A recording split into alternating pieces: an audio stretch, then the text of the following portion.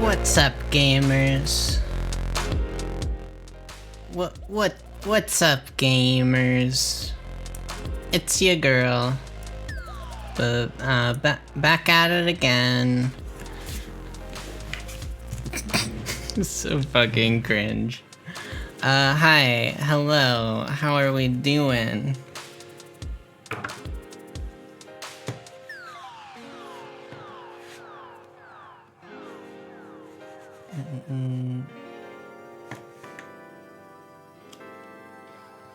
Good evening, how are you doing?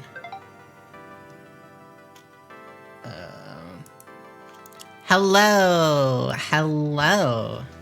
Good evening, Sarah. How are you doing? So I was trying to decide on what to play tonight, and I came across this game called Tax Heaven 3000. Thank you. I literally just made it. Do you think the Nekopara girl is too big, or do you think it's fine?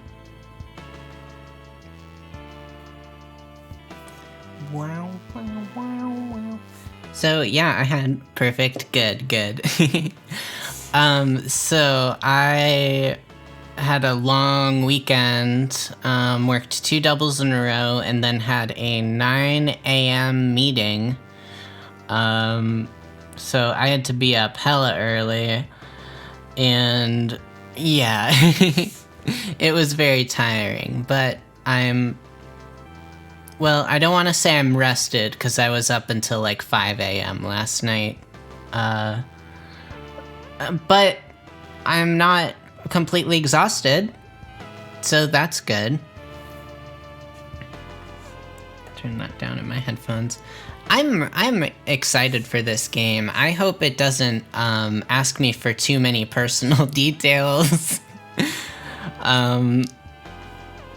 We'll see though. We'll see. I don't know anything about this game except it's a dating simulator / tax simulator, like doing your taxes simulator. I don't know.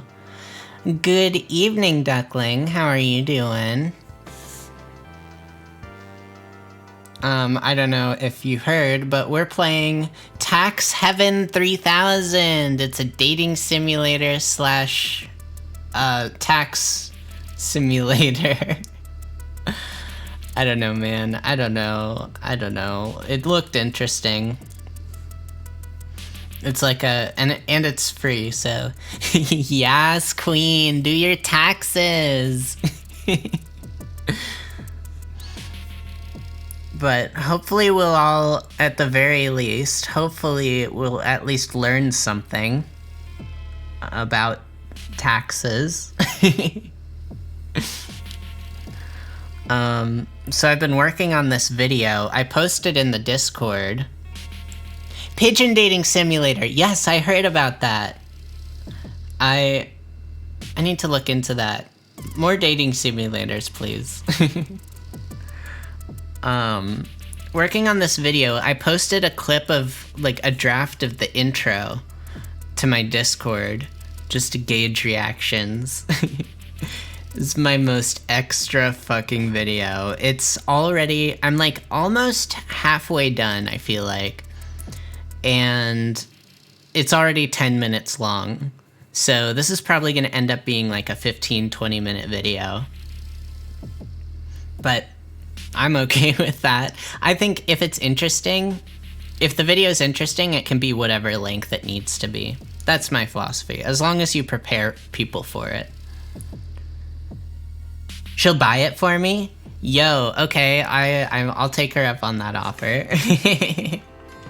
Yeah, if she gets it for me, I'll totally play it. I will totally play it.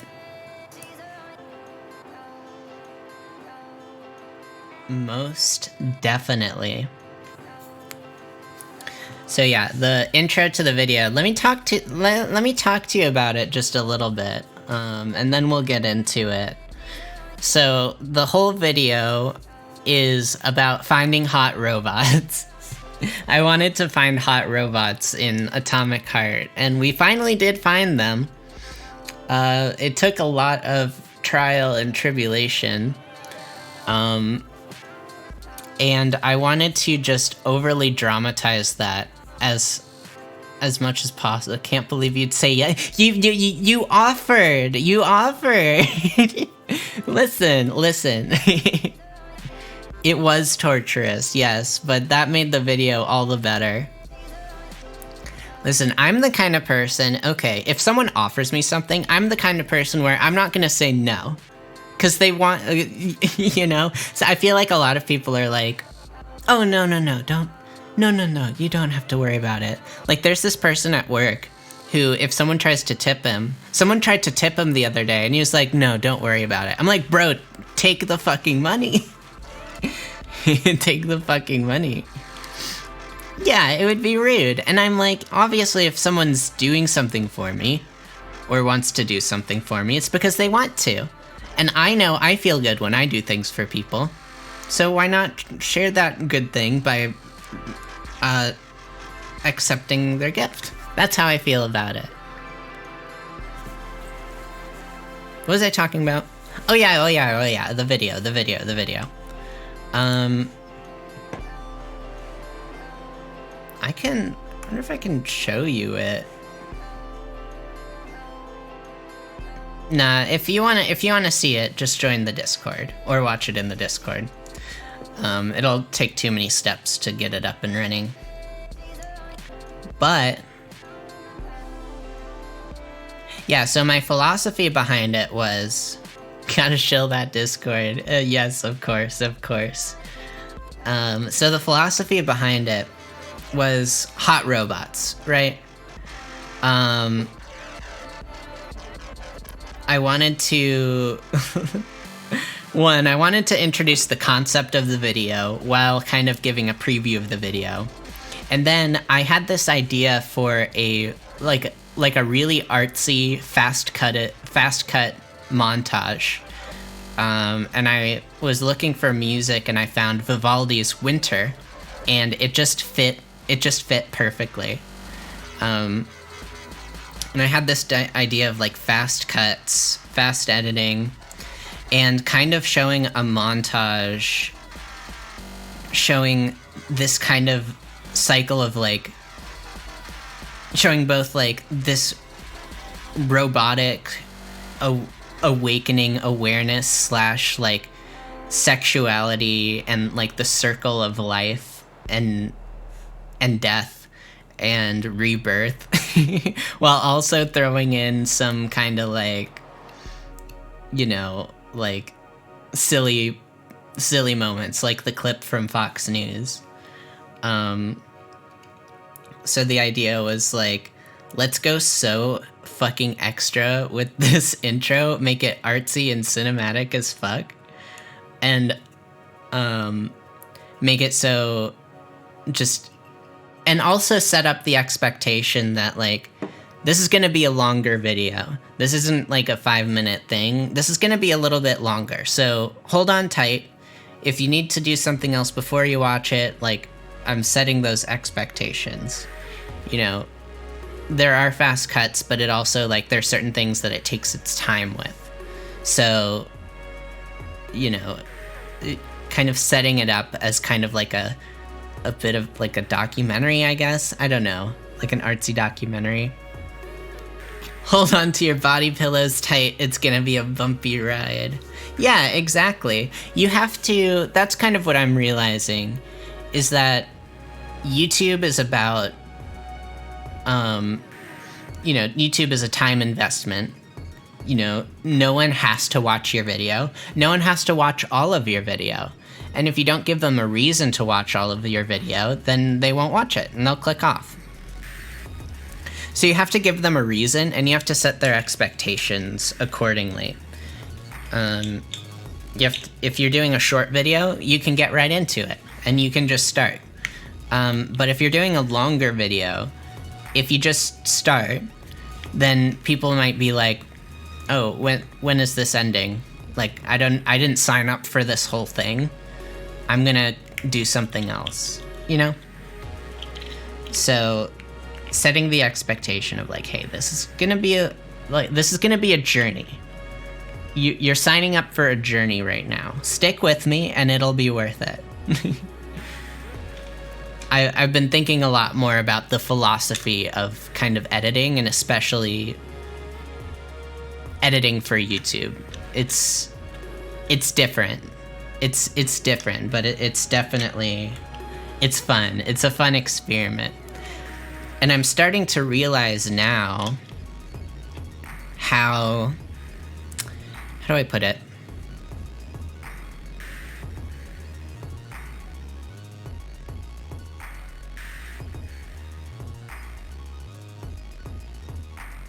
I'm the kind of person, when it comes to my art, where I want to say something a little more, and I want to say something a little deeper to like my experience and kind of the human experience in general. I love kind of exploring those questions. And while this is a very silly concept, a very silly video, I think there are opportunities in concepts like this to explore deeper things and deeper imagery in a way that you wouldn't normally expect of a VTuber clip video. And I'm just starting to scratch the surface of like, oh, there might be a way I can do this where it's different. You know, my clips aren't just random funny moments, they're a story. They're a human story. And I can relate that human story to other things. She wants you to know just how deep she wants to be in with the hot robot girls. Don't expose me like that, but yes.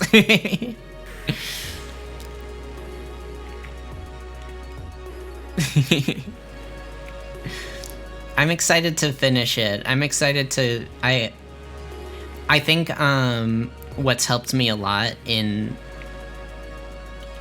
organizing the video is instead of just going straight into the editing, I comb through the entire video and I set markers. So it's like, oh, this marker is, you know, when I talk about this thing, and I'll color code them depending on kind of the quote-unquote story arc of each thing. So I'm thinking about things in like little stories, little self-contained stories. So you've got the overall story of the Hot Robot Saga, and then you have like little mini stories in there. So like, you know, there's a point where I'm trying to find a train ticket so I can take the train out of the area, and then there's a moment where like there's a little moment where I don't know how to get health. Right? I don't know how to get health. I don't know how to get more health. And at first it's like, oh, okay, like we'll figure out how to get health. It won't be that big of a deal. But then it actually like really like comes to fruition in the boss battle, where suddenly I have no health and I have no idea how to get health again. And kind of realizing that and learning that allows me to finally beat the boss. It's all storytelling. And kind of going through the footage and being like, oh, that relates to that, or that, you know, and it allows me to kind of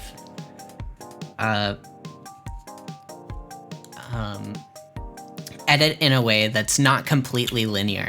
Like there are points in the video where I take parts from like, you know, 45 minutes later because it's relevant, and it kind of it sets up the... That sounds like the story of a real baka out of water. Yeah, I think so. I think I'm following what you're saying. A real baka out of water. One of my favorite moments is where, like, in the video is where the dude, like, is like, bird's eye view? And it's like, dude, do you not know what a bird's eye view is? These are simple things, my dude. But yeah, that's what's been going through my head recently. Just kind of talking out loud, because it's kind of been all I've been... It's kind of been like all I've been thinking about lately. Another thing I've been thinking about too is kind of how to... Because I think the reason why this hot robot video is working out so well is because I set out beforehand to tell a story, or I'd set up a story. So I was like, I want to see hot robots. And so that set an intention for the entire stream and therefore the video. So I think, you know, I want to try, and I think it just makes streams better in general, being like, hey, here's my goal. It may be silly. It may be like something really inconsequential, but I have a goal and we can all look forward to it together and see how it unfolds.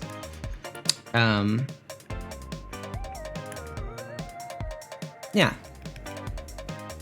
I think I've always been a storyteller. I just have never, like, and I found different ways of expressing that.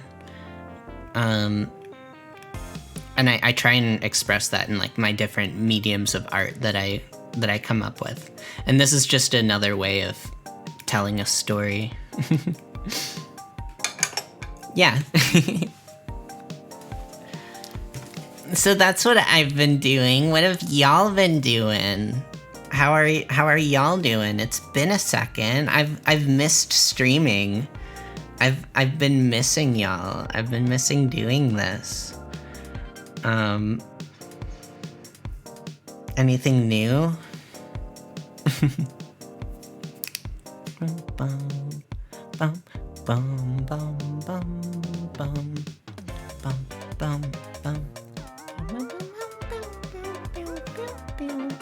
I have neglected you. Yes, I have. I've been neglecting you and I don't feel bad.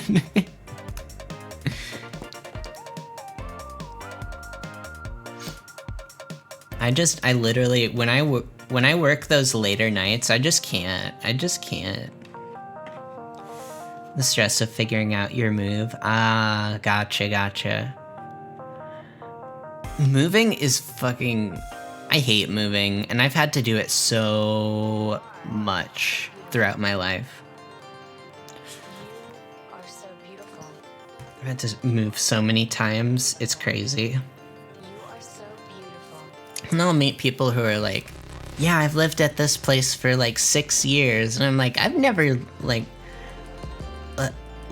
what? I've only lived, like, I lived in my childhood home for like, till I was like in 3rd grade. And then after that, it was like every, I want to say at least 2 years. I don't think I'm kidding about that either, judging by the amount of times I've moved. It's over 20. It's over 20, maybe more.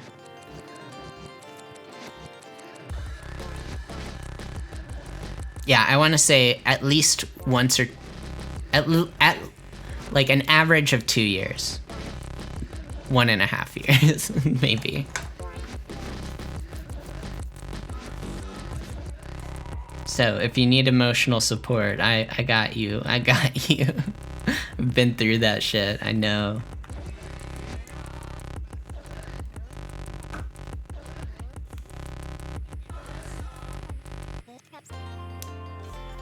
It's a pain figuring out how to time things with jobs and our lease. Yeah, it's hard to be elegant about it, for sure. Sometimes things just get like this place that I'm in currently. We were all set to move. We had signed shit. We were ready. And then the company was like, it's not ready yet. Like the day before our move-in. They're like, it's not ready yet. We don't have appliances. And we're like, I was like, I don't care about appliances. I need to be out of this place by the end of the month. And I don't want to couch surf. Like, I have a fucking life. I don't want to do that. But, no, I had to couch surf for a sec. It was no fun. And it's like, and we had to pay for fucking storage. No, actually, we had a friend where we stored our shit, so that was good. But it was like, wow, we could have made this so much simpler if we just moved all our stuff from one house to the other. But now we have to move it from one house and then move it from that house to the final one. And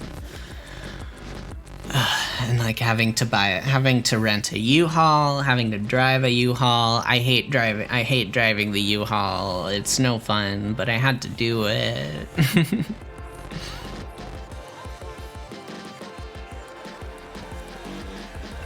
But I've ticked off a few more of the lesbian tropes. Got the U-Haul, got the Subaru Outback.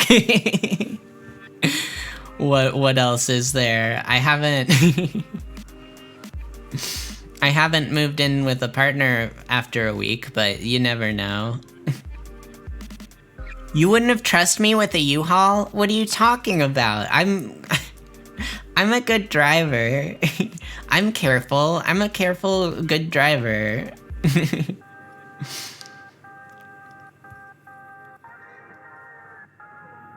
I'm a good driver. It's not like when I was like in high school. In high school, felt the need to just speed everywhere. But now I'm like, literally, I'm not gonna get there any faster because traffic lights exist. So I'm just gonna go the fucking speed limit and not get pulled over. That's my philosophy.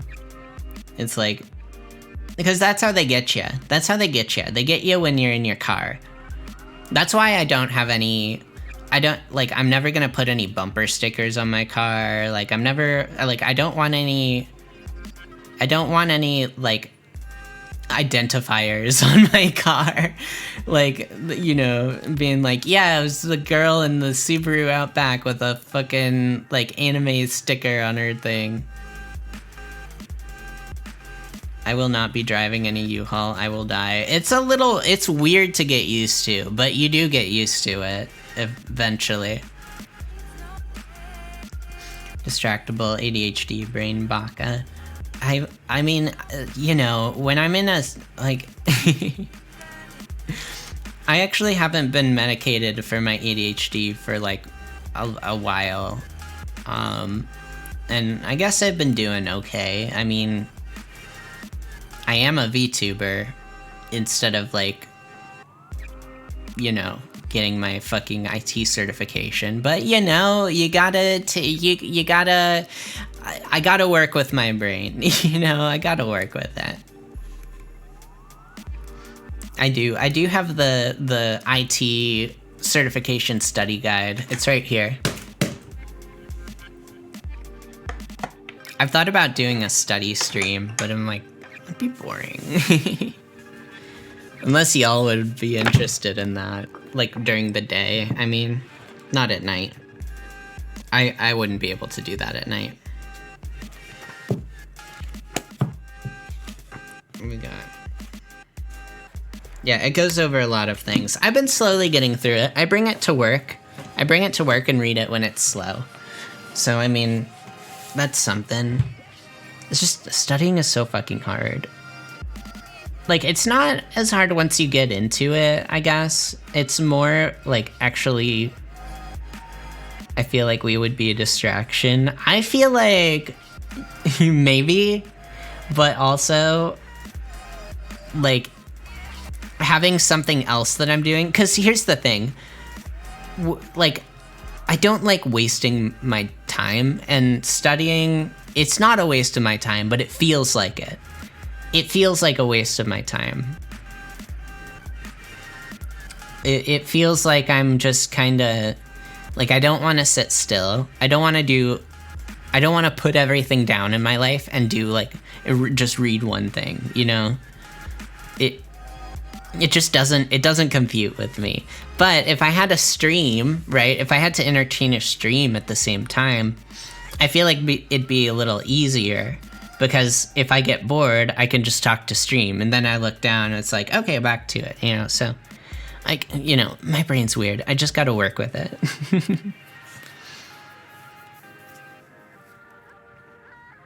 It's like, like when I work on my model on stream, like, sometimes working on my model is kind of a slog. So if I have the stream open, I can kind of, like, just talk through what I'm doing. And sometimes talking through what I'm doing helps me learn. But if it's all self-directed, like 100% self-directed, I like just getting on task is the most difficult part. ADHD, man, I don't know. It makes sense to me, but trying to explain it to neurotypical people sometimes is a little like, you know, oh, why don't you just do it? And it's like, yeah, that's exactly the problem. Is the just doing it part. I feel like there's a fundamental misunderstanding on what ADHD is. Like, it's not that I'm, like... It's not the applying myself part. The applying myself... Or is it? I don't know.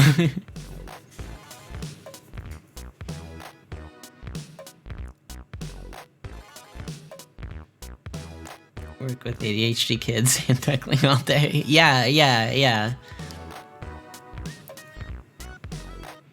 It's, you know, it's one of those things where it, like, for most people it's very counterintuitive, but it makes sense for me. I like to think of it as, like, it's a problem with, like, the reward center, you know? Like, if something isn't rewarding to me, I'm not going to do it. A lot of people can do things that aren't rewarding in the moment. You know, they can do things that, you know, they're like, this is boring, but I can do it. I'll, you know, the reward will come later. You didn't have to specify, like, I'm not in the first category, too. What was I saying? ADHD weekend, catch 22, stop meds to sleep much better and really relax. Monday comes and now I can't stop moving. Yeah, exactly. I am, like, you should see me at work. I'm constantly fucking pacing around because I cannot stand still. It's so hard.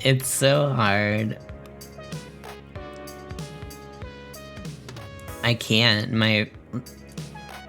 And it gets so boring sometimes, and I'm just like, I need to move, or I need to have some sort of...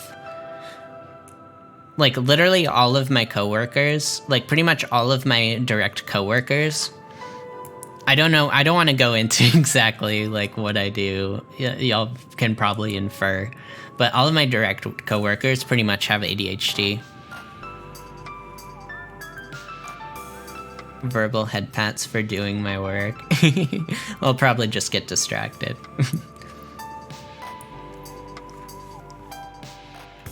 But I appreciate it.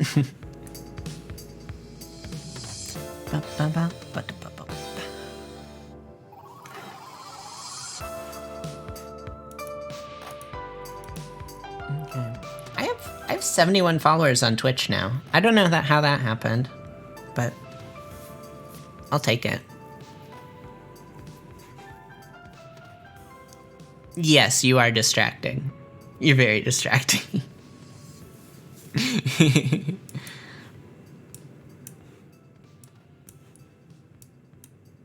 Because you'll... Not tackling being a distraction. Because, like, here's what'll happen. I'll be talking about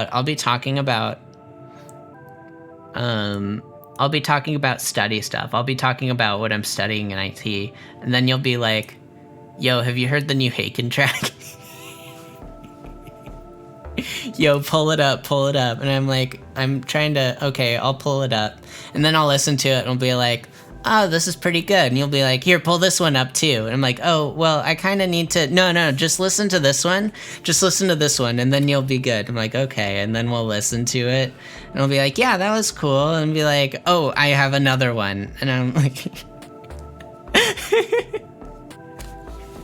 You should be offended.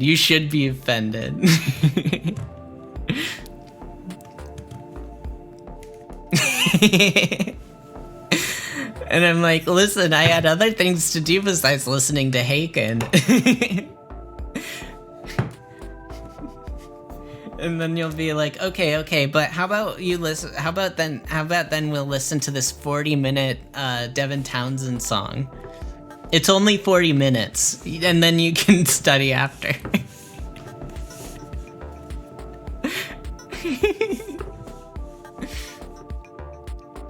So I prepared the morning coffee to auto brew so I can wake up, add ice, and have a lovely time. It's not that I want to go to sleep.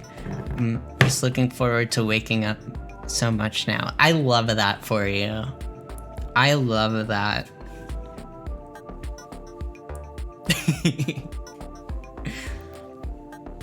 I love that. I don't drink much coffee anymore. I have these caffeine pills that I have. It's like caffeine and like B vitamins because coffee has been giving me like tummy issues, and I'm just like, I don't need more obstacles to my day. I just need the caffeine. Cries and decaf. I just need the caffeine. I like coffee. I like drinking it. I just don't like the way it makes my tummy feel. But I'll have a coffee, everyone. Like, I'll have a coffee at work, you know. I just, in the morning, I'll just, you know, when I haven't eaten, it just, yeah. You're not allowed to have coffee. Oh no! Or not allowed to have caffeine. That sucks. That's no fun.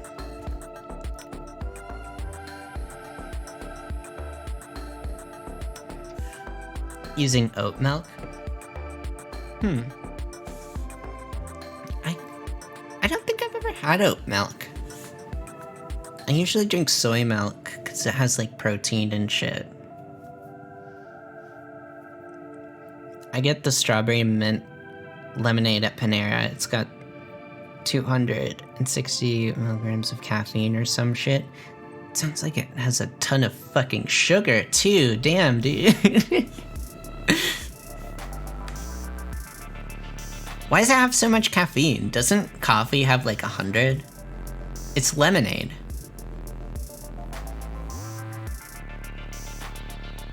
Yeah, I have my caffeine pills. And I'll have coffee as like a supplement, but like I don't make coffee at home. I'll have coffee at work, but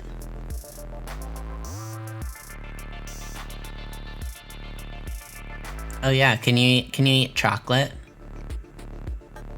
Does chocolate? I don't think chocolate even has that much caffeine, right? How much caffeine does chocolate have? 12 milligrams. This one says 29 milligrams in a bar. And a small cup of coffee has 94 milligrams. Fun fact. It's a fun fact.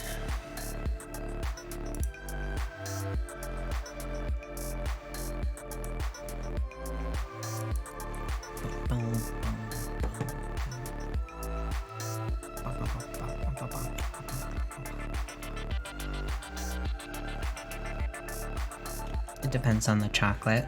Yeah, I guess that's true. Dark chocolate melted in decaf coffee. Is that cheating? I feel like that would be cheating. Because the goal is to not have caffeine. Every once in a while. That does sound good though. Chocolate melted in coffee. I want some.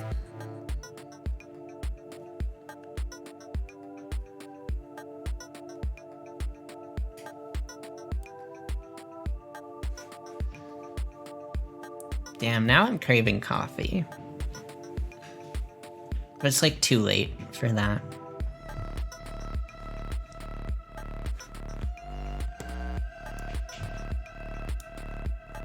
As long as my intake is low. Gotcha, gotcha.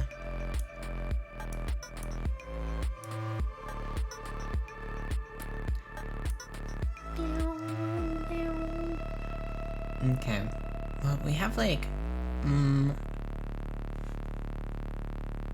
Alright, have a good night, Sarah. Yeah, catch the VOD tomorrow. We're gonna... I think here's what I'm gonna do. I'm gonna go ahead and I'm gonna run an ad. And then... I'm gonna run an ad, and then we'll start playing Tax Heaven, okay? You ready? Large of that lemonade is about equal to a soda in sugar, but it's actually 390 milligrams of caffeine. Holy shit. Holy shit. Dude. It's lemonade. Why does lemonade have caffeine in it? Okay, whatever. Okay, 3 minutes. I'll be back in 3 minutes, and then we'll play Tax Heaven. Sound good? Don't go anywhere. I'll be right back.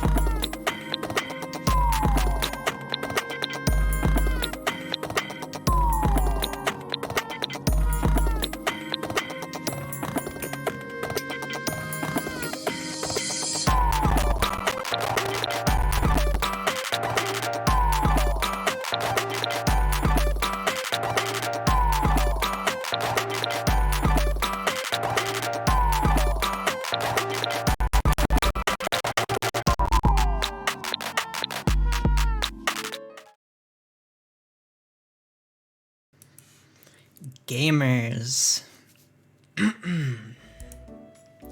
Gamers, do you know what time it is? Do you know what time it is? It's tax season, baby! Alright, gamers, get your W-2s ready. We're about to do our fucking taxes. Now you may be asking me, Flora, taxes are boring. Why would I do my taxes on Twitch? Well, let me ask you, are big anime titties boring to you? I don't think so. This is Tax Heaven 3000. This is a fucking, this is a tax, a dating simulator with a anime girl. Let me, wait, hold on. Let me show you. This is Tax Heaven. Did I say Tax Haven? This is not a tax haven. This is not a tax haven. This is Tax Heaven. Okay, different. Tax Heaven 3000. We are about to find love in Tax Heaven. Okay, let's just start. Okay, so I haven't heard... I really haven't... I haven't seen any gameplay of this. I mean, I saw the trailer, and it looked... fun? Is that the right word for it? I don't know. We'll make the most of it. Alright. New game. She'll be centered. She'll be centered. She'll be centered when we start, I'm pretty sure. It's tax season, baby! Alright. Amusing, yeah. It's novel. Let's put it that way. New game. Uh-oh. Okay. Flora. Violet. For the record, Flora Violet is all one word, but for the sake of doing our taxes, Flora... What's my middle name? Need to see the tax goddess. Yes, yes. What's my... middle name? Flora. I haven't thought this through. I didn't think they'd be asking me for my personal information so quickly. I guess it is a tax simulator. Flora.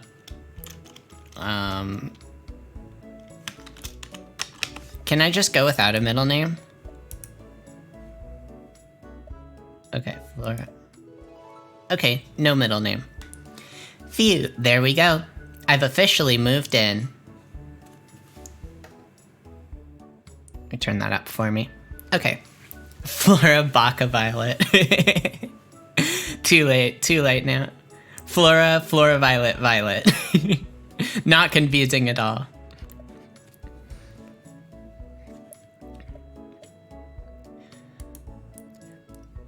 Moving sure obliterates your ability to think about anything else. My mind is drained, and after hauling chairs into a new apartment, my body isn't feeling much better.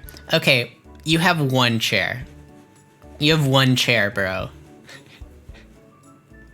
But yeah, he's right. Moving sucks. Still, it's a fine, bright day. This spring could be a fresh start. I'll be more organized, happier. Maybe I'll even find that special someone. Ooh. Might as well walk around and get to know the town a bit. Plus, I need to grab a pencil to fill... Plus, I need to... Fuck me. Plus, I need to grab a pencil to fill out some final paperwork for my lease. I should keep an eye for a stationery store or something. Love it. Well, it's certainly not the biggest town in the world, but then again, there's always something to be said for a walkable infrastructure. That's true. That chair and TV is about to be us. That's just a male living space. He has everything set up already. Yep. And a cardboard box as a coffee table. There's a cute cafe near me, and the streets seem pretty lively. There's a bit of a business district too. A bike with a basket. I know. I want a bike with a basket. Will I ride it? Probably like once. Anyways, this game is too political already.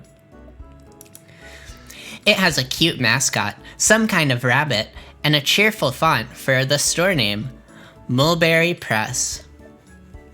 That's sure a font, alright.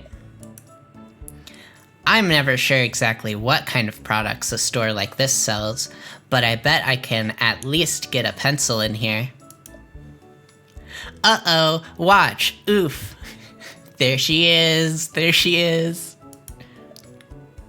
Yikes, I was so caught up trying to decipher the contents of this Hygge little store. Wait, what is that? I haven't seen that word.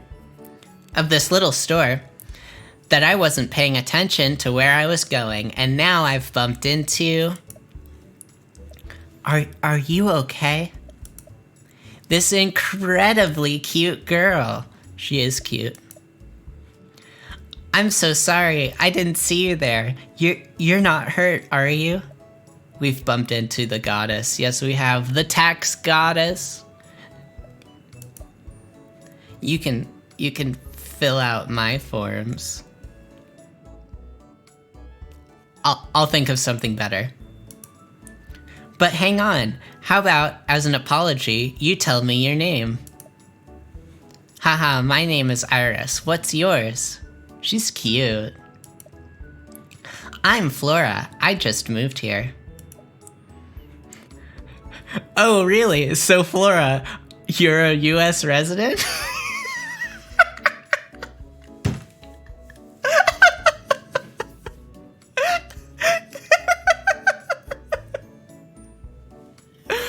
Oh my god, you can't be serious.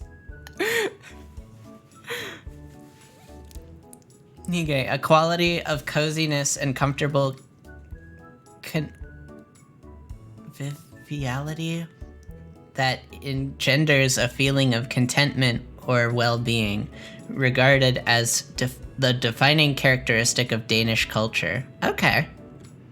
This is how most meetings with girls go for me. For real, I hope it doesn't ask me for too much information. I am on stream. I sure am.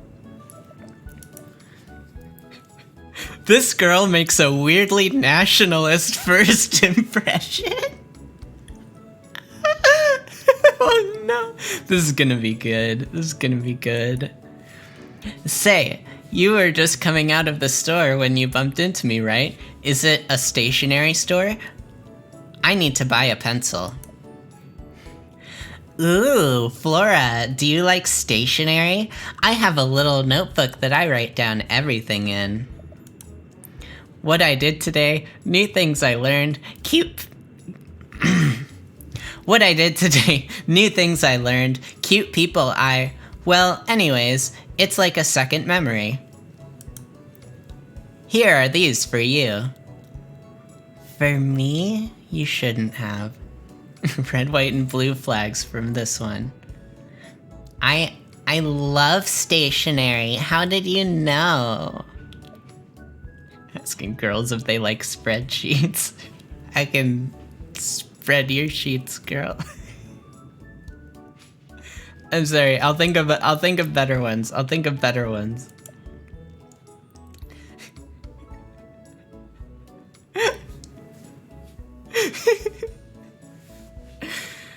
This is a really...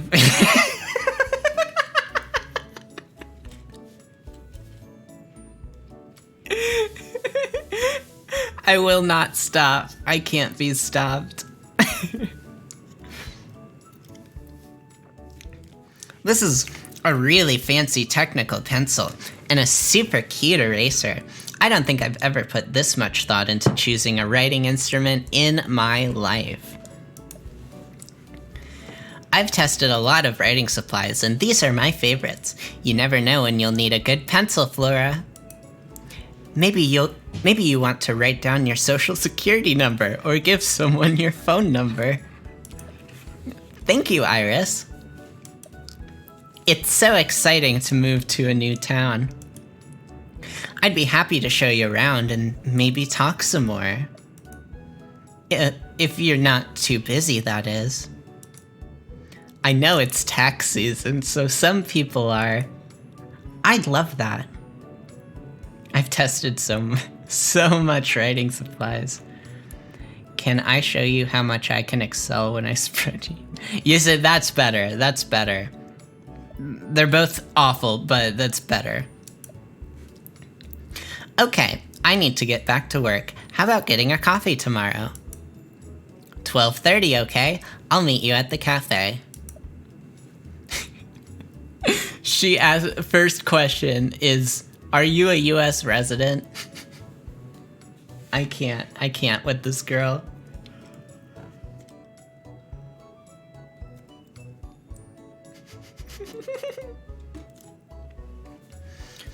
Wow, lucky. I can't believe I bumped into this super cute girl outside a stationery store, and on my first real day in town.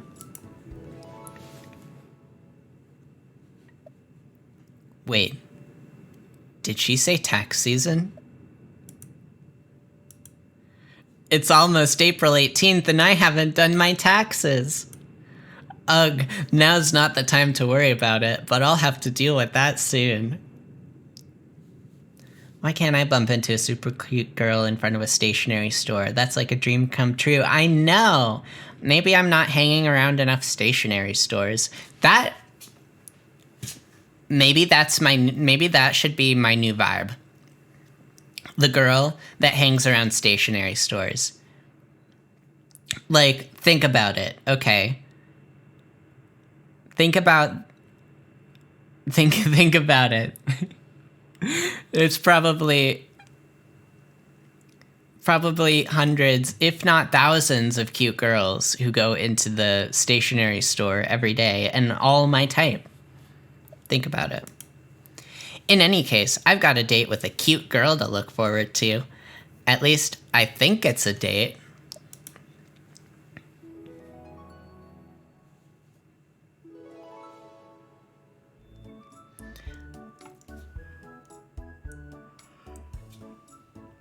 Stationery is where all the girls are hiding. For real, for real. What now? I told Iris I'd meet her for coffee. Better get going. Here's the local coffee shop. It's cute. Nothing too fancy going on here with all their coffee offerings, but definitely a step above your average chain. Hey, Flora, over here. Iris is waving at me enthusiastically from the corner table. I recognize her little notebook on the table. She really must take it everywhere. I got here a little early. Oh shit, I skipped. Especially when you're single. Well, actually, Flora, are you filing singly or jointly on your 2022 federal tax return? That's one way to ask. Is she trying to ask whether I'm single or not? This is a weird way to do it, but I guess I'm not in a position to judge the first person I've met in a new town. I'm filing singly, I guess. I'm married and filing jointly. I'm filing as a qualified surviving spouse. I'm single, but filing as head of household. Singular. Oh, that's great. You're a single filer. And, you're not married, are you? Nope, not married. Judge her. Yay, I'm single too, you know. I could give you a hand with your taxes if you want, Flora. Oh, I mean, only if you want to. You know, we could compare notes as we go. Tax Chan, I'm single. Iris seems a bit flustered with her own sudden rush of enthusiasm. I'm not sure it's my first choice of activity, but I could use all the help I can get when it comes to taxes.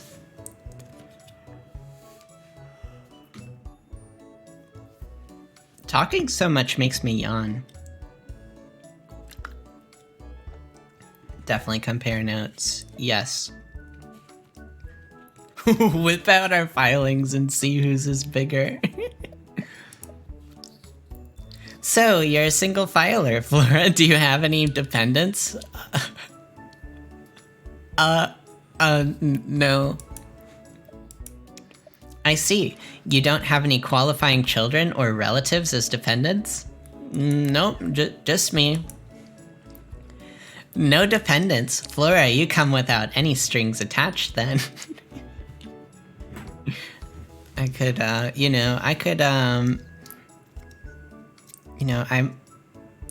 make a good dependent. I don't even know what that means. I'll come up with better ones, I swear. Haha, I'm also doing my best to avoid any complicated situations. How old are you, Flora?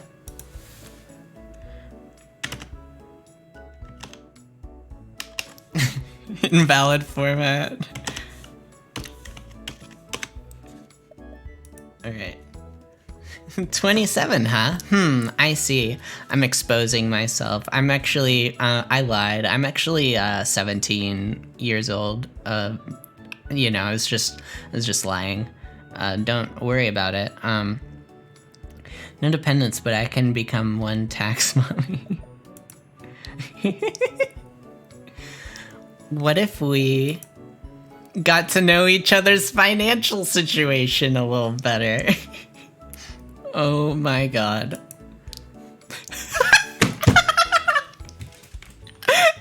For 2022, what types of income did you have? There are lots of types. So maybe the easiest thing to do is just look at what forms you have received. Okay, well, W-2 and I think 1099 INT.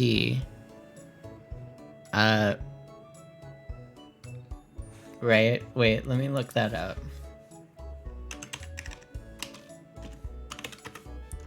We are learning here.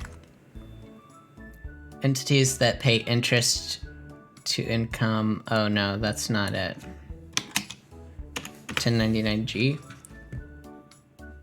What's the amount of refunds this account? What?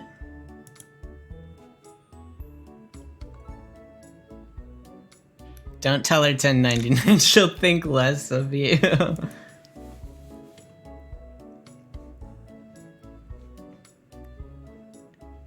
1099 miscellaneous is a way of paying income to a contractor. Okay. What's SSA? Huh?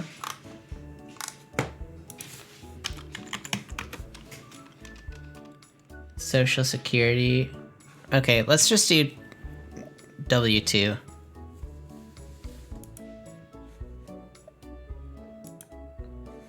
Got it. I think I can handle you, Flora. Really? That's good. You just joined the stream. Did anyone screen grab her social security number? Bad ending, bad ending. What's up, Tsundere boys? Welcome, welcome in. Too quick, yeah. Yeah, I am totally going to put in my social security number on stream into this fucking game. Isn't it great to meet people who are in a place in their life that is similar to yours? Yeah, I'd say so. Of course, anyone can relate to anyone. But there's a certain chemistry that exists when your situations are similar, wouldn't you say, Flora? Iris sure has a certain starry-eyed energy about her. But I understand that feeling. When you don't have a lot of pre-existing attachments in life, it can be easy and enjoyable to try new things. Do it and I'll gift a sub. Yeah, totally. Stolen identity is definitely worth a gifted sub. Drawing the viewers for real, though. Iris, you keep asking me about my financial situation. How about you? What do you do for work? I work at the library. I love being surrounded by books all day. I can learn so much. Yo. A girl who hangs around stationery stores and works at a library? Are you kidding me? Are you kidding me? That's my type.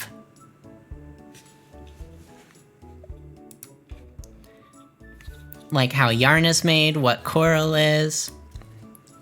But not just facts, you know. Also, what it's like to love a parent, or to be lonely, or how people who've never met can become close from a chance meeting. I'm in love. Me too. I love her. I love her. I want her to do my taxes and maybe, you know, something else. Iris seems to realize she's waxing on a bit. I feel like most people learn these things naturally just by growing up and not by reading. Still, she smiles happily. She really does seem to enjoy this thought. Why don't you come find me there sometime? I'm usually at a desk writing in my notebook when I'm not off in the stacks someplace. It's also nice and private most of the time.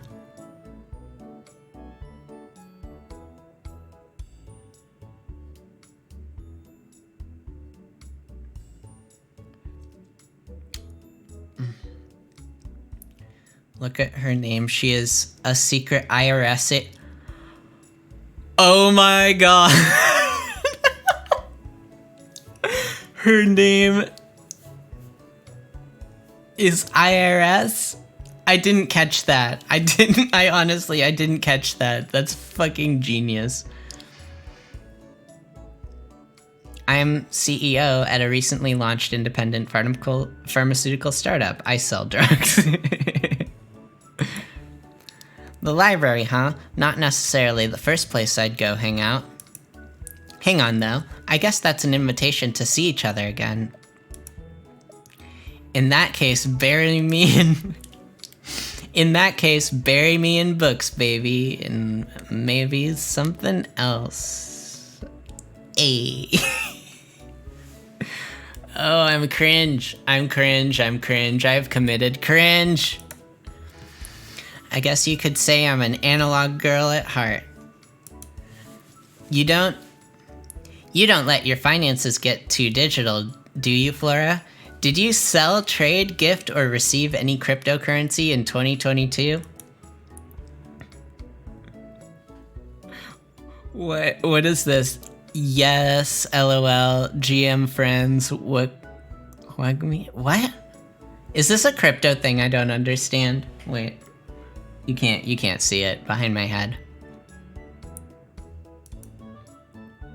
Don't tell her about your Venmo. I've never used Venmo in my life. I don't even know what that is. That's what she's after. She's after my keys. She's after my keys. Oh, you seem pretty savvy, Flora. So I'm glad you aren't...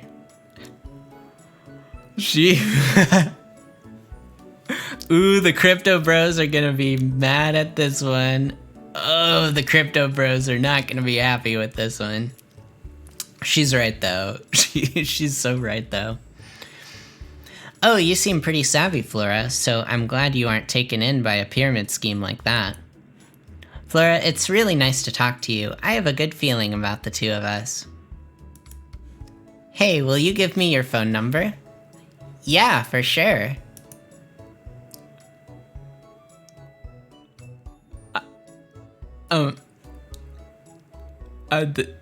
Wait. No. What? No, I'm not gonna type it in. I'm not worried about Iris calling me. I'm not worried about that part.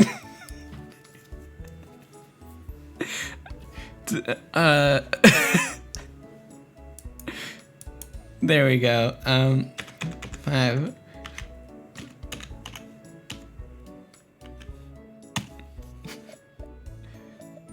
Oh, it's gotta be in the right format.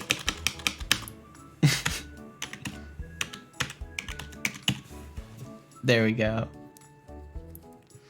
She will only mail you letters asking about your day. But damn. Okay.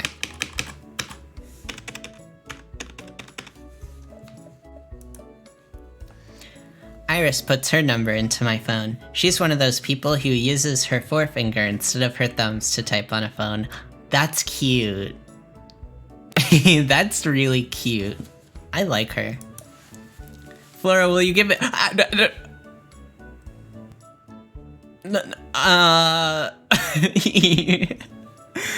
Will you give me your email too? I want to be in full contact with you. What? Boys, I'm in. I'm in. I'm in. Go ahead, Flora.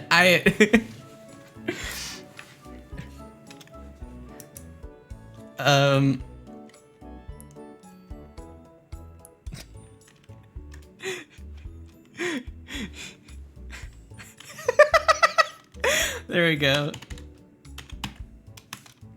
Duckling, I'm just gonna turn to you.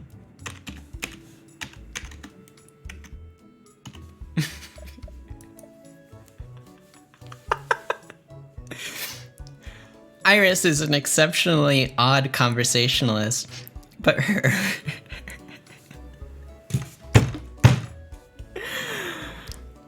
earnest enthusiasm is charming despite the fact that she has an acute interest in my tax status.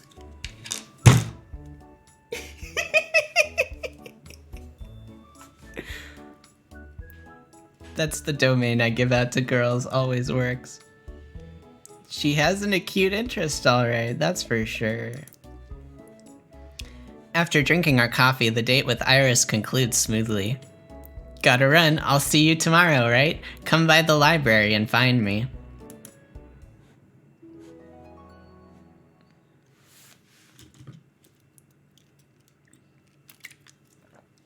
Up and at 'em. Today is another...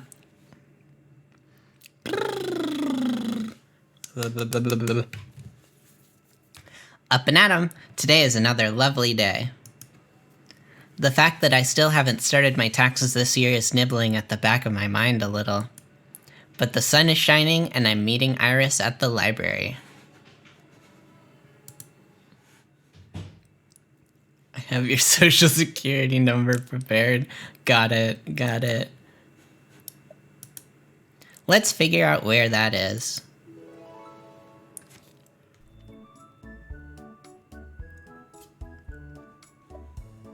Oh, we have a map. Cafe, office, Iris's... Ooh.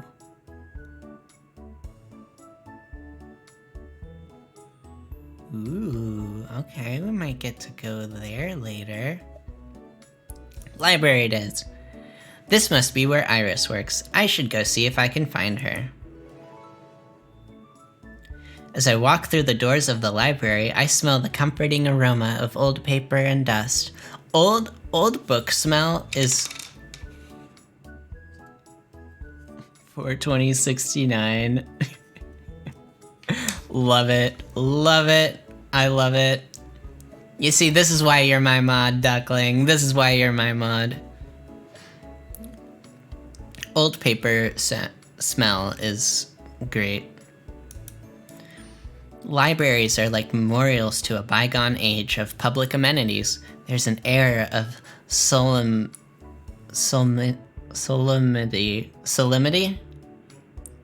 They're using a lot of words that I like to think I have a pretty good vocabulary, and this one is kind of like I've heard solemn, but solemnity. There's an air of solemnity over an otherwise cozy place. It is. It's the best smell ever. I agree. So nostalgic. Now, to figure out where Iris is. There's a library assistant's desk towards the front with a familiar pink notebook on it. It really is recognizable. I don't see Iris, though. Maybe she's off in the stacks, shelving books or something. Stack shelving books. Her notebook is sitting there, temptingly. Should I peek at it?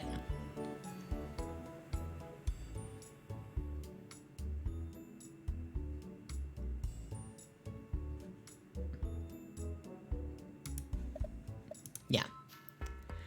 Just a quick look is all. What's the harm?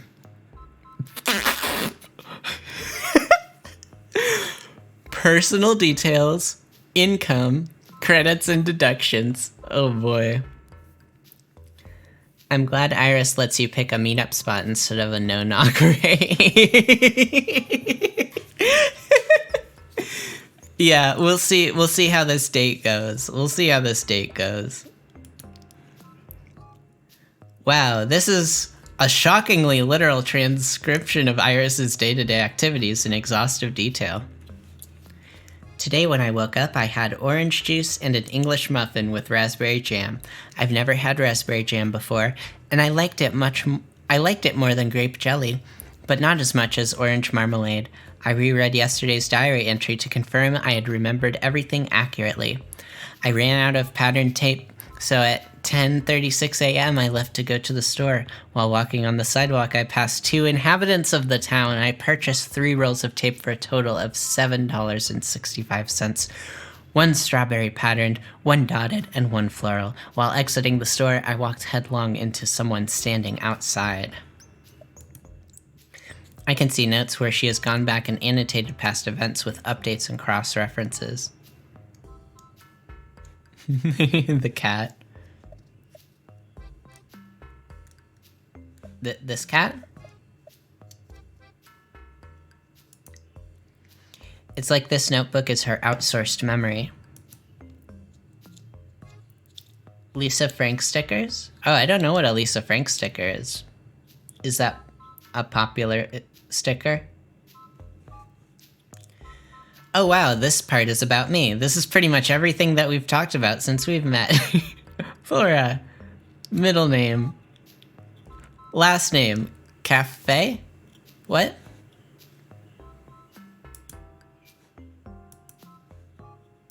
Residential address. Phone number. Email flora@big.cock. You really didn't go to girls' school. I didn't go to girls' school, no. Hang on a second, does Iris think I have cafe as a last name? Why did she write that? That's definitely not right. Damn, that's what I do in my phone contacts when I can't remember someone's name. Maybe I didn't make as memorable an impression as I thought. I don't want her to have incorrect information about me, especially since it looks like she rereads these pages with some regularity. Since Iris gave me the exact technical pencil and eraser she uses, I can mimic her writing perfectly. Can you?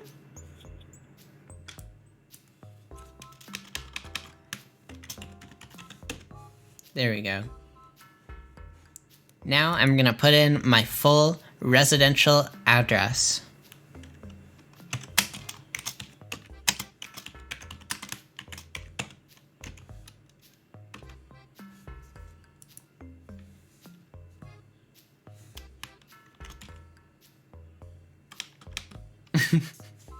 There we go.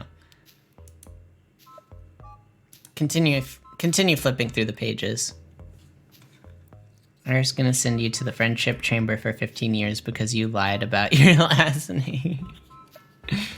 Listen. Hold on 1 second. Hold on, everybody. I need chapstick.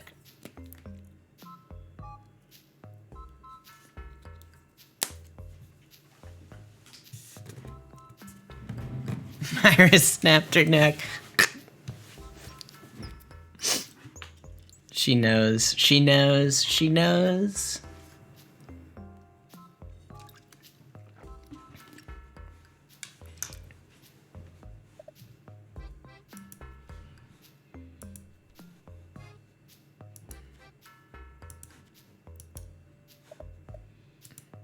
Okay.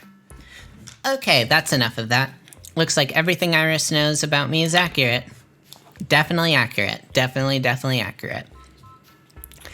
I'd better get out of here before she comes back to her desk.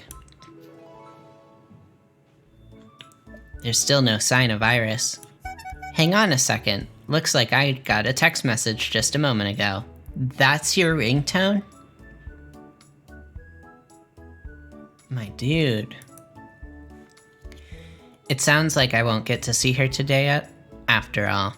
Hey Flora, sorry, got stuck doing some work in the library archive room today. I'll make it up to you, okay. Well, at the very least, I was able to edit my information in her diary. If I'm correct, it seems like she reviews that diary every morning, so she'll now know my name properly.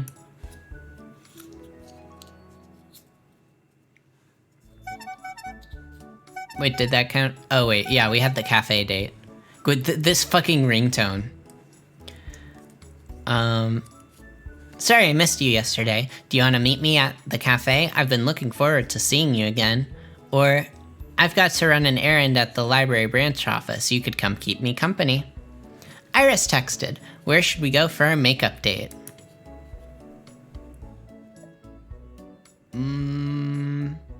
Let's try the office. We've already been to the cafe.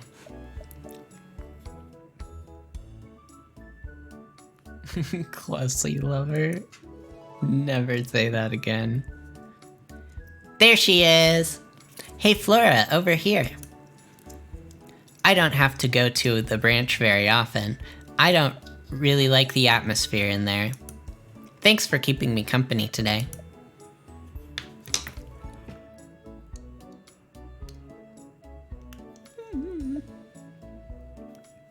The library branch is a pretty stereotypical office.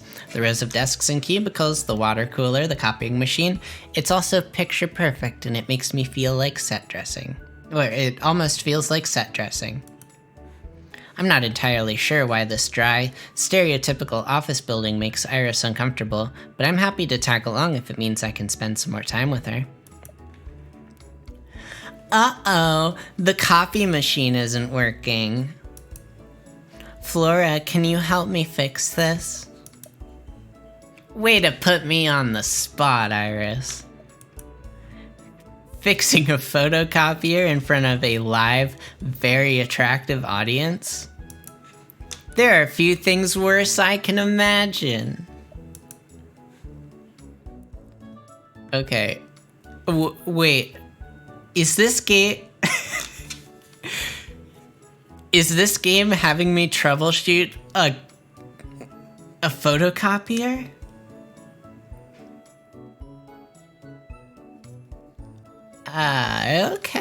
Okay. Troubleshooting. Wow, Flora, you're really technical. What's wrong? Don't stop now. Type a command?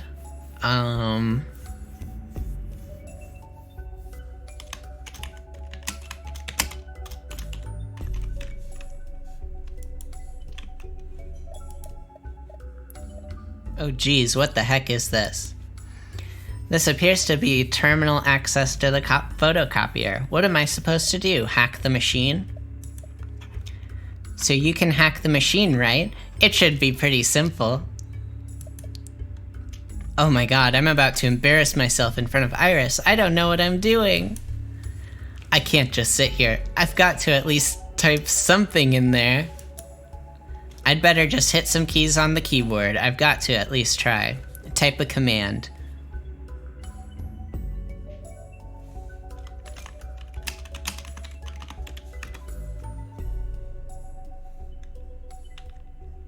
What?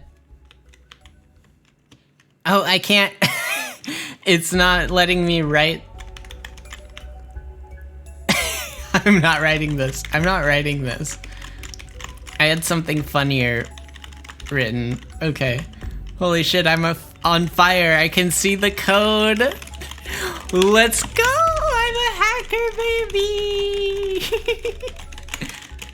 Hacker girl over here. I've got it. Once I hit confirm, it's fixed. I cannot believe this worked. Me fucking neither. How did that happen? Wow, Flora, I'm impressed. I think you fixed it. Hehe, you sure are good with your fingers.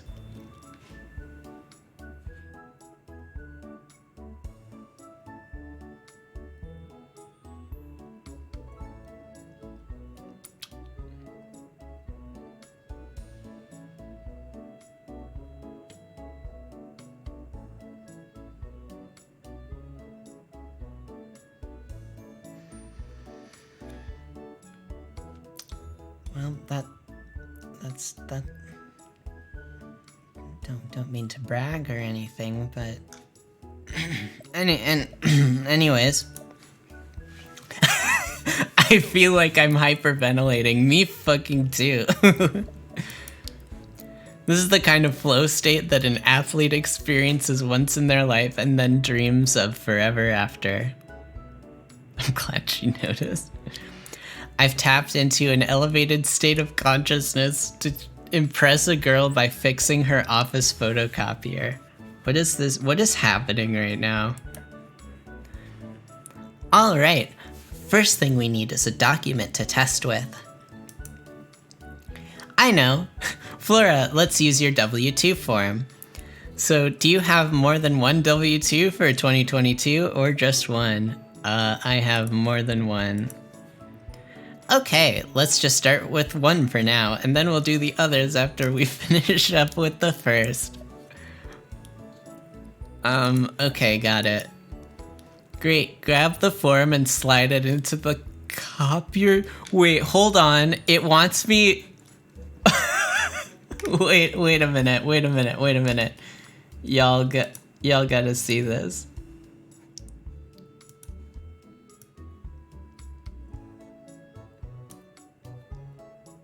It literally says upload your W-2. It wants me to literally upload my W-2 form.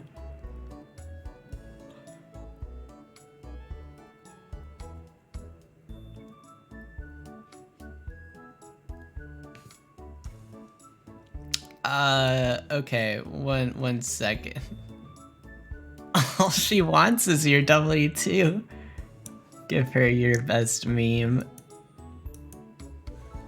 Jeez, it's not that big of a deal.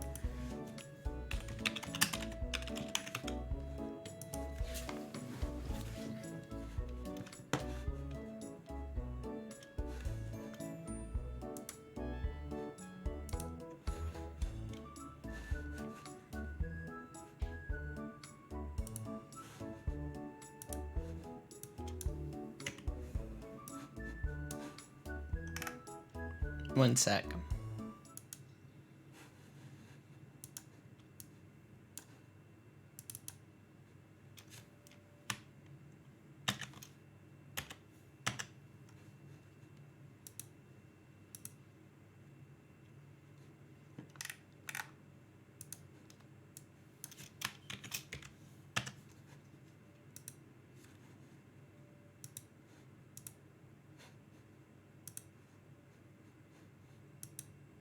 Oh, does it need to be in PDF form?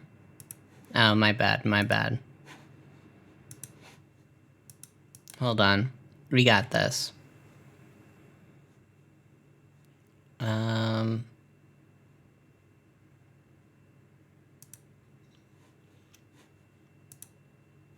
How do I make a PDF? Is it just this? Wait. You can export as PDF, right? Yeah, export as PDF. Export.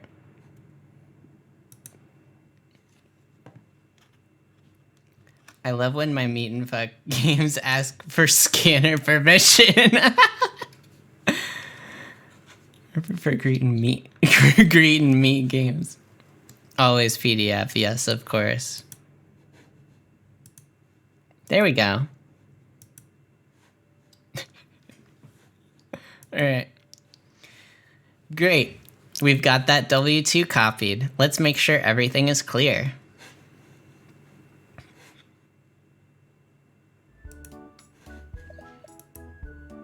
All right. Come over here, Flora, so we can look over these prints. It's okay, silly. You can stand closer to that. It's okay, silly. You can stand closer than that. Iris leans up next to me. She's very close.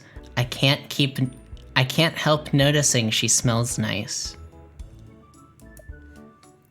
That's better. Now, what was your total taxable income from 2022 as reported in this W2?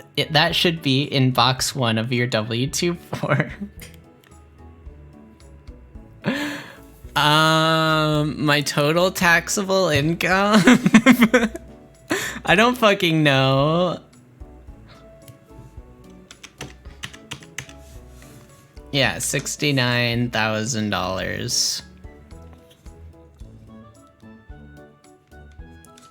You gotta impress her a little, but not too much. Yeah, nothing unrealistic. $69,000 is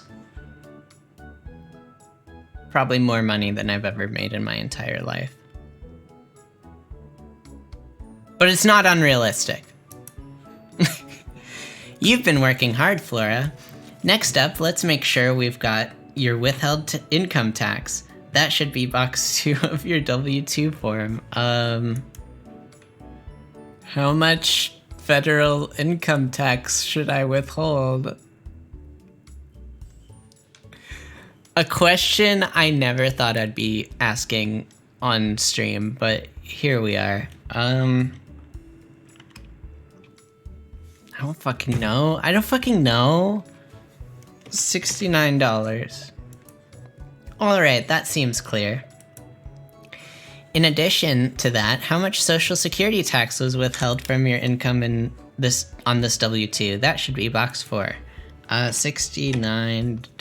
No. $420. Got it. Let's promise not to withhold anything from each other, okay? Yes, dear. Flora, is there a code listed in box 12 of this W2? You might have more than one. No. Now, did you have more forms W2 or was that the last one? No, that's it. I don't want to upload more. You know, I'm always looking for ways to make a little more on the side. Did you have any household employee wages for 2022 that weren't reported on the Form W2? Oh, what? A household employee is paid to provide a service within their employer's residence. For example, a housekeeper, maid, babysitter, gardener, or any other individual who works in or around private residences is a household employee. Okay. You won't get a refund with 69K. You just unlocked the pegging ending? Fuck yeah, dude. Let's go. Boys, we unlocked the pegging ending. Boys, we're getting pegged tonight. Let's go. I hope my roommate didn't hear that. You can withhold anything you want against me, Tax Chan. Oh my god. Your cat maids are unpaid, so no. Yeah, the cat girl maids are pets. They're not employees. They don't pay taxes. They get paid in head pats, which I don't think you can tax. Also, why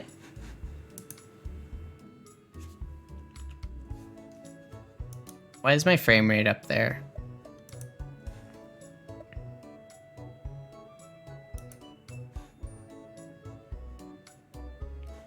Okay, whatever. We just won't worry about that. If a household employee is paid more than $1,900, the employer is required to withhold Social Security and Medicare taxes and issue the employee a Form W-2. If the employee is paid less than $1,900, the employer is not required to issue a Form W-2, but the earnings still must be reported on the employee's tax return. That's why I wanted to ask about it separately. Okay. No, I don't. I know there are a few other sources of income some people have. How about you, Flora? As long as we're here, we should make copies of all your forms. Did you have any income from interest in 2022, Flora? You'd know by whether or not you received one or more forms 1099 INT. No, I didn't get any. Do you receive any Social Security benefits in 2022, Flora? You'd know if you reformed a Form SSA 1099. No, I didn't. One more thing, Flora. In 2022, did you receive any unemployment compensation that would be reported on a 1099-G form? No, I didn't. Phew, all done. That was more copying than I expected.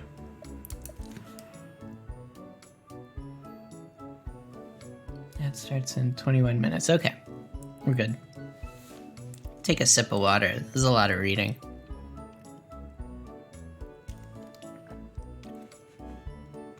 I feel like we're gonna be investigated by the end of this. Yeah, we're not making it out of this one.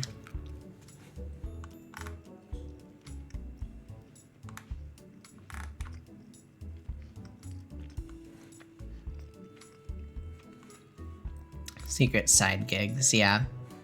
All those secret side gigs. Thanks for coming with me today. I don't really like being in places like this, but with you, I feel a bit better. I wonder what bad memories Iris has that this mundane corporate building is so off-putting. She got audited. That's why. She got audited. Scarred her for life. Have you worked in an office before? Did something happen? No, I didn't work in one. I just spent a lot of time in one. She did. She got audited. Hey, promise me something.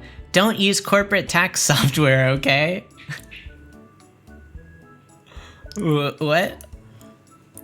Huh? I guess I won't this year because Iris said she'd help me out, and those kinds of software do always try and nickel and dime you to death. Somehow Iris is making it sound more serious than I thought. Wait, I shouldn't use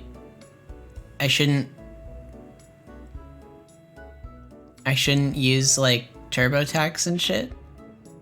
She was the auditor. Oh no! Oh no. There it is, the glowy reveal.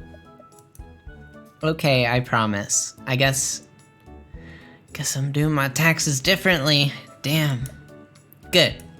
Sigh, it's nice being here like this with you, Flora, with no one else around. And I'm glad I was able to help you with your tax forms a bit. She's so cute. Look at her, she's so cute.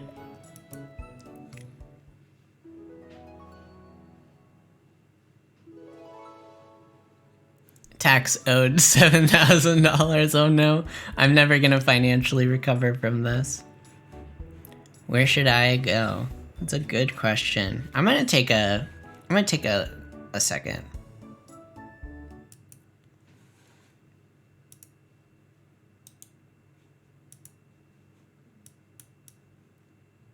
I did a lot of reading. Let's get my music up and running.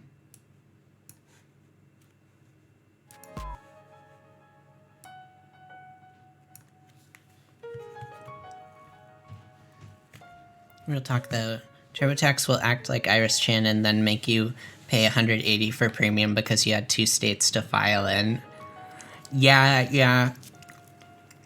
Like, I feel like it used to be like free, or like you could get everything done you needed it to, but yeah, I guess I started noticing more like things you had to pay for.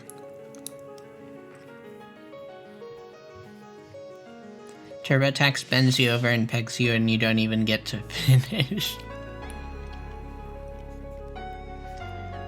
I have a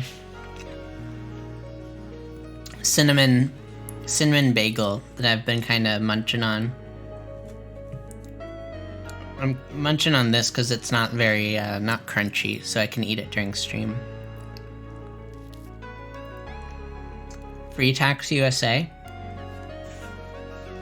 Really? Okay. I'm getting some useful information here.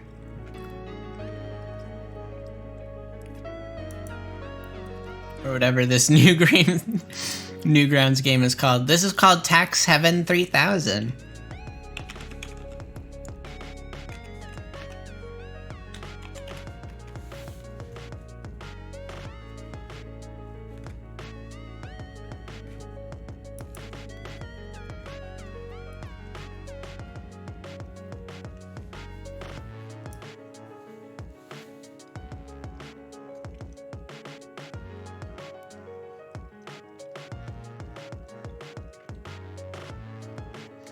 Literally looking at their website right now. Honestly, this game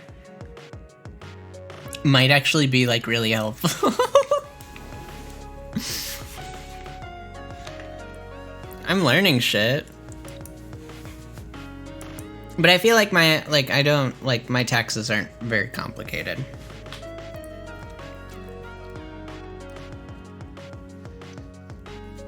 For someone whose taxes are a little more complicated, maybe.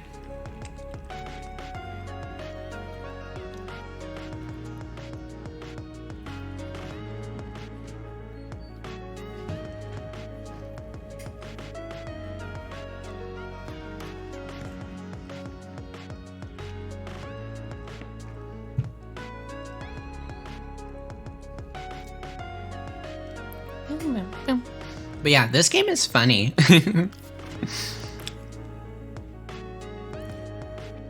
Its purpose was basically a fuck you to H&R and TurboTax. Really? Okay. I'll look into it. This shit feels like a backdoor to the actual Iris Chan. Yeah, I'm like, is this game connected to the internet? Like, it's literally asking for, like, your personal financial information. Like, it could literally just be sending that somewhere. It probably isn't, but, like, it could.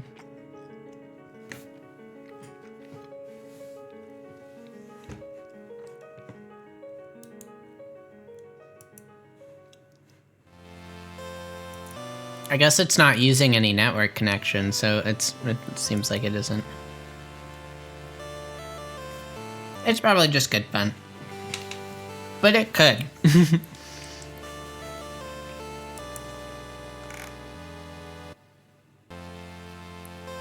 I need to use the restroom, so... Yeah, I'm gonna go use the restroom. I'll put an ad up. And then do I want to play this game more? I don't know. I'll play it for a little bit more. I don't know if this is a game I'm gonna stick with at all. It's kind of just like a fun little streamer's room. Sure, we'll go with that. Anyways, yeah, I'll go on break. Maybe like 5 minutes or so. I'll throw up an ad, and then we'll get back to it. Alright, be back.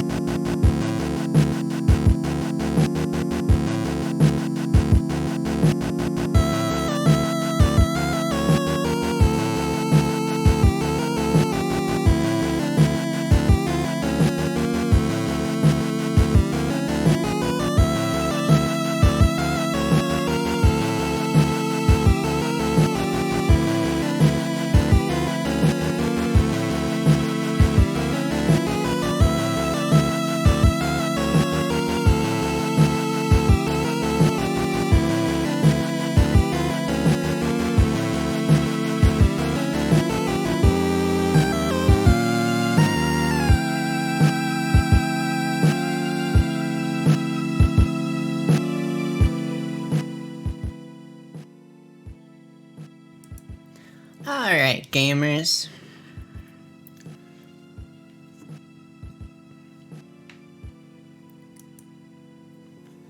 What up, gamers? So, I think I'll play like 30 more minutes of this, and then maybe we can watch some videos. We haven't done that in a while. Gonna be nuts if we get an H&R Block ad. For real, for real. Also, Tsundere Boys, thank you for the advice on the video. That's actually a really good idea. I'm probably gonna sidechain a little bit. Do a little bit of sidechain. It's hard to kind of mix in the how do I put it? Yeah, it's just hard to mix in like audio with that. With like I'm not used to it with like dialogue. But I'll get there. Just think there's an alternate timeline where this is a real official thing made by the government to do your taxes. For real, for real. Maybe there's like, I wonder, at the end it's probably gonna give like a whole like thing for you, like a whole breakdown. That's actually really useful. Like this game, like, because I guess just like doing your taxes is always so fucking like daunting, and you don't want to mess anything up, and it's just annoying. So having it in kind of an accessible format like that is nice. This is gonna inspire weebs across the nation to file their fucking taxes.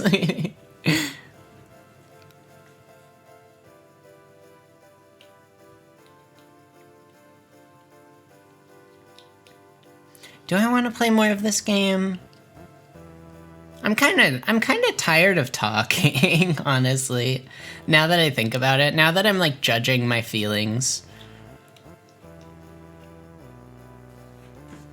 I'll go ahead and I'll save it. Let's watch some videos.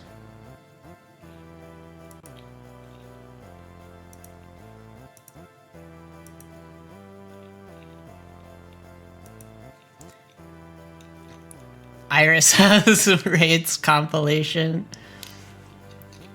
We, let's see. I feel like I have a few videos in my watch later, or just like some that I haven't. Oh my god, move over.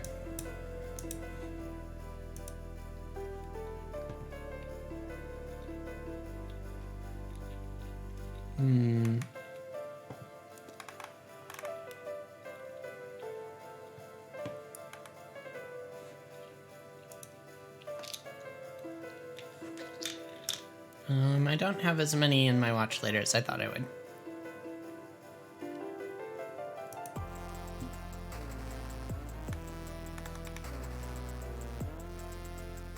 New Folding Ideas video? No, I haven't.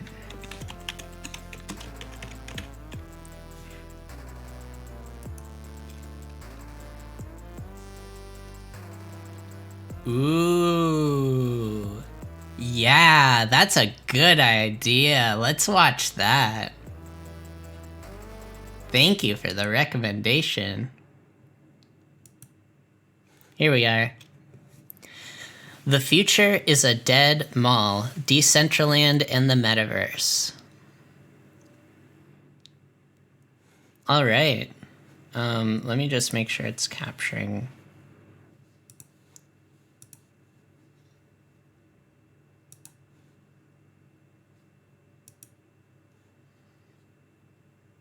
The video is great, of course. All right. Let's watch. I got another big idea. Let's get AMC to put a theater in Decentraland. What if they not only got into online in a big way, but still kept the spirit of physically going to the theaters and hanging out with friends? They can sell tickets that you can buy using Mana. Users would be able to walk to a pizza kiosk and order a pizza, and then go to theater and hang out with their friends and watch a movie together, all without leaving their house and the game. Edit. It's happening. Someone built a theater. Yo, AMC, where you at? You don't want to miss this opportunity. Man, when I walked in it blew my mind. Something was playing. I watched it for at least 5 minutes. Sound and video was clear as fuck. Checked it out and it blew me away. This is absolutely sick. Who owns it? This will be awesome once VR is integrated and you can do screen sharing with a group of friends, so it'll be like watching the movie together. I could even see Decentraland movie gift cards being sold at the supermarket in the area where all those gift cards are located. That'd be so cool. I wish could take all my Bitcoin and live inside this world. Oh my god. Dope ass. Clap, clap, clap, clap, clap, clap, thumbs up. Okay, high five. 100, 100. It's the thing about this shit, it's just the monetization of, just the over monetization of the internet. This kind of encapsulates it, where the internet was supposed to be this free place, and like these people commenting, you know, are almost trying to, like, you can just watch what's a lot better than like going to a virtual reality theater like this is like just get on Discord and watch a movie with your friends, or go like there's literally a world in VR chat where you can watch any movie you want with your friends. It's there right now. You can do that. You don't have to pay for it. It's there. Like, these things exist, yet they want to put, like, they're like coming up with excuses to pay for it. I don't know.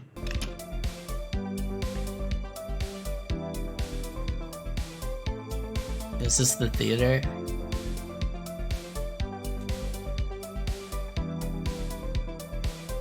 Decentraland and the metaverse.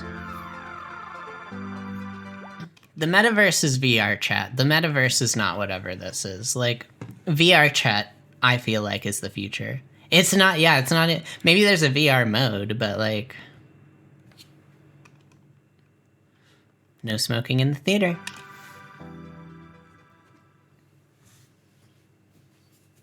What you're looking at is Decentraland.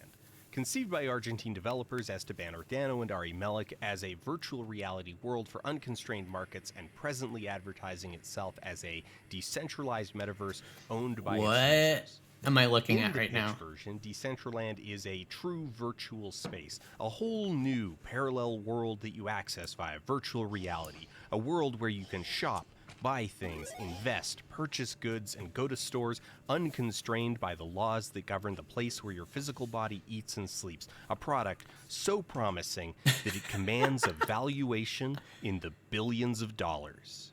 In Oh practice, my it's just a God. bad video game made up of smaller, worse video games, wrapped in a real estate scheme cosplaying as the Matrix. Most Zero VR support? It's just a worse Second Life. It just looks like a worse Second Life. of what Decentraland does and what it fails to do are things that would be considered forgivable or quaint in a Kickstarter MMO that had clearly bitten off more than the creators could ever chew. Shit looks like when Xbox tried making Mii's. For real. What were those called? Like, it was like... I know it wasn't this, but like connectables or something. That's what they should have been called, connectables. But given that this is a project founded on cryptocurrency, all of those foibles are laced with the language of finance and landlordism. Strolling down Decentraland's spacious boulevards at 5... Just called them avatars. No special names, but uglies. Yeah. The kind of... Like, Mii's had character, you know?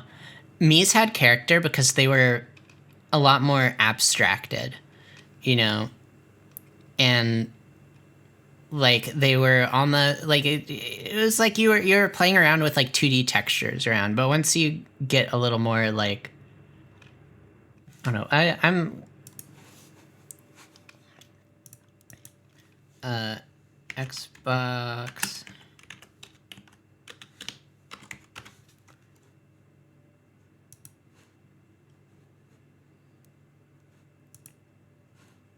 Yeah, like, once you get a little less, like, abstracted, it becomes Yeah, that's weird. It's too like human looking, but also not quite enough. And then what?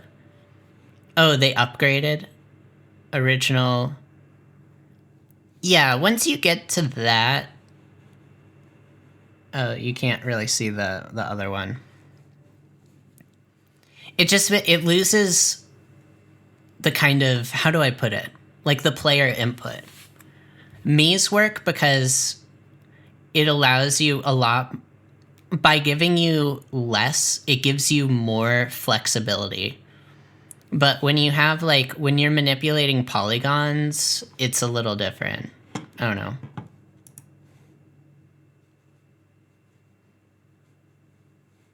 Yeah, and then instead you're playing more with like pre-made shit. Yeah, like you can probably see that. That horrifying. Absolutely horrifying. Frames per second rewards the user with a seemingly endless parade of virtual billboards brightly proclaiming that the space you see is all available to rent. This is because of a pretty basic chain of incentives that are laid bare by Decentraland's history. While the nominally playable game launched in February 2020, the actual launch was in 2017, broken into two parts. First, an initial coin offering in August where their mana token sales raised approximately $24 million denominated in crypto coins, and second, with the terraforming event where parcels of land denominated in land tokens were auctioned off for an additional $28 million in crypto, predominantly bought by guys like this. I'm not selling it until it's worth at least 10 million. This being crypto, the obsession with scarcity is so pervasive that it's almost a waste of time to even mention it, but the land tokens were limited to 90,000, which, of course, centered a lot of the discussion of Decentraland around the hypothetical value of the virtual plots of land in the event that Decentraland won the future and became the Manhattan of the metaverse, the go-to destination for virtual life. The initial buyers' plans for the land overwhelmingly veered towards pitching cryptocurrency or financial services, or just sitting on the land with the intent of renting it out later. This is all baked in. Decentraland's initial pitch hinges on it. What if you could own the virtual world? No VR support. Create, develop, and trade without limits. Make genuine connections. Oh my god, those are so creepy. What is this? What is this? What is this? And earn real money. Decentraland. Earn real money literally shows gambling. A fully immersive platform powered by the blockchain. Buy land. Design your experience. And transform the way people see the world. Purchase the first ever virtual real estate. Get started today. Yeah, Second Life did that already. Whatever. Now, there's a lot of ground that needs to be covered and a not insubstantial amount of theory that I would like to get out there, but I suspect the main thing you might be here for is failure. So just to whet your appetite, here is a list of things you can expect to see as we talk about Decentraland, what it is, and what it isn't. They end on a ledge. For real, they they end on like what happens like as soon as all of this shit crashes and you have $0 fucking dollars in the bank because you had it all in fucking mana coin. So you can jump when the crypto market crashes. Yeah. Decentraland Records presents the only collection of failure you'll ever need. Bad graphics, poor performance, dead mall vibes, missing geometry, weed leaves, loading boxes, and so much more. Oh my god. But before we can get into that, we've got to talk about the metaverse.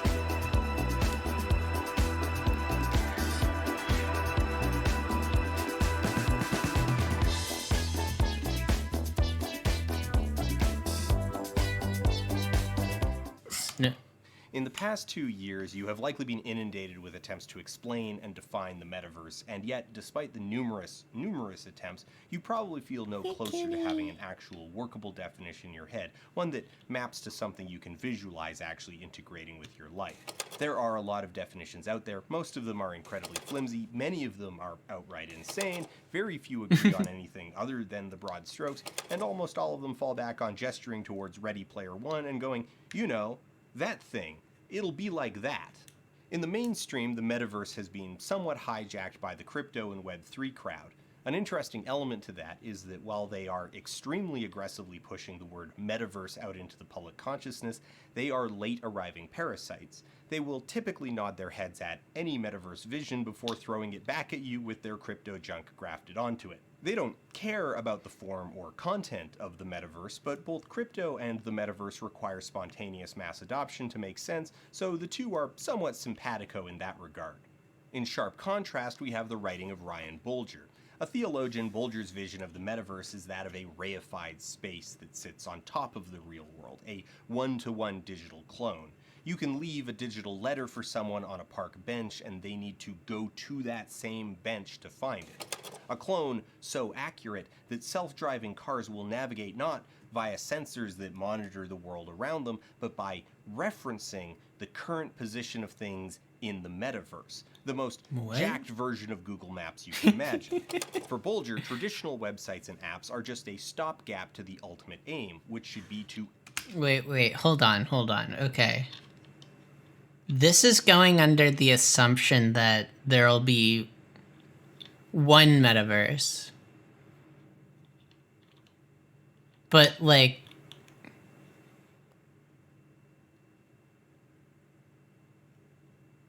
Okay, let's walk through this, okay? Like, one of the things that, like, a lot of, like, NFT bros will say is, like, oh, like, if you put NFTs in games, then you could transfer your NFTs from one game to another. And it's like, no, honey, that's not how this, that's not how this shit works. There are different game engines, and different games use different fucking, like, no, that's not how this works.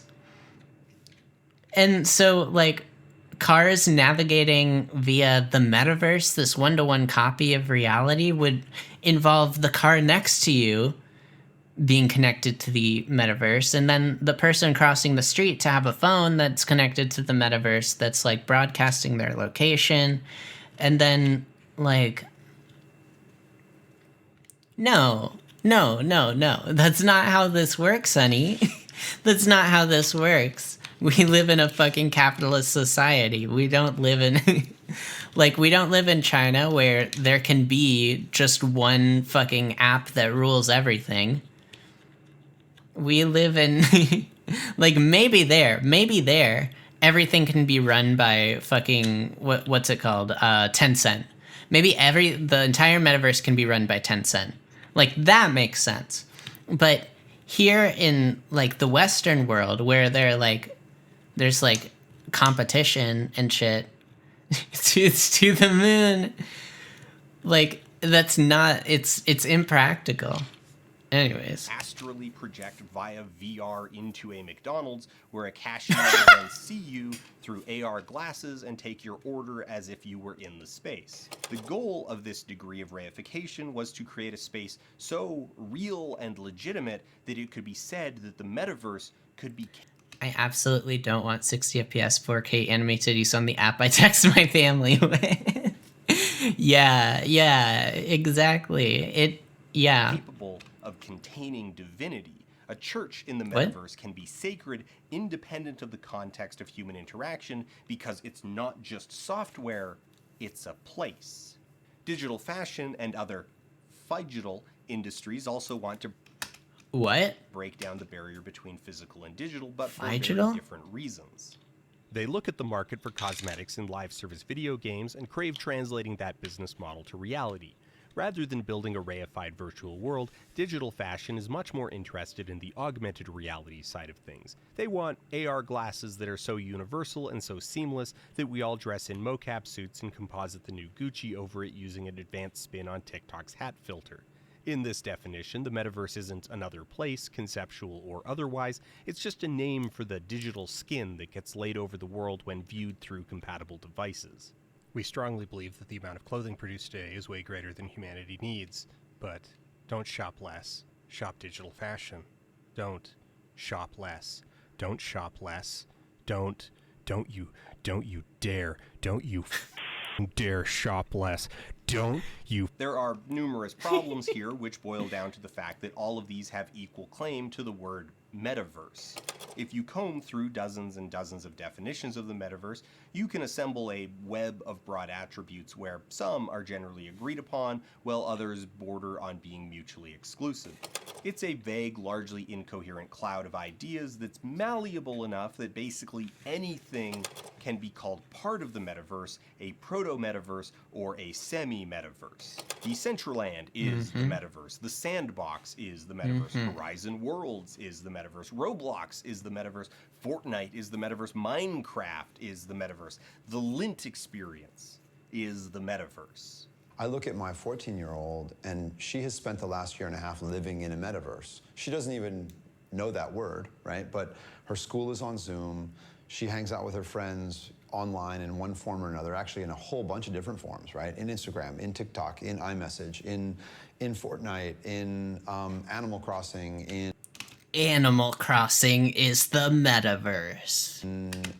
you know, in all of these different, you know, metaverses, right? Some leaders within the virtual world space, such as Tim Sweeney, believe that eventually every company will need to operate their own virtual worlds, both as standalone planets and as part of leading virtual world platforms such as Fortnite and Minecraft. As Sweeney has put it, just as every company a few decades ago created a web page, and then at some point every company created a Facebook page. Of course, this flexibility that allows for anything... Wait, isn't Tim Sweeney... Isn't he part of Epic?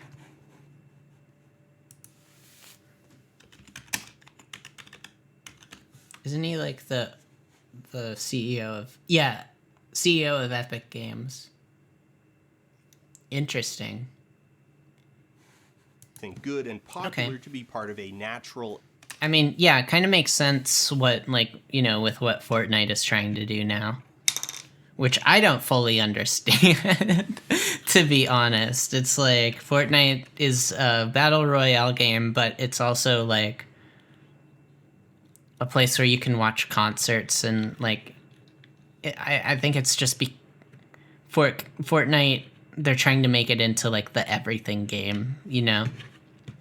Inevitable precursor to the true metaverse simultaneously provides the flexibility to dismiss any failure as a failing of that pure vision rather than a failure of... Fortnite literally trying to be Gary's mod, for real. Yeah, I only played Fortnite like once, and I was playing the battle royale thing. I'm not big into competitive first person shooters, so it really wasn't my thing. But I guess if it's Gary's mod, maybe I can be like anything I want in Fortnite. Maybe I don't even need to play the battle royale part. Or listen, or I could do literally anything else with my time.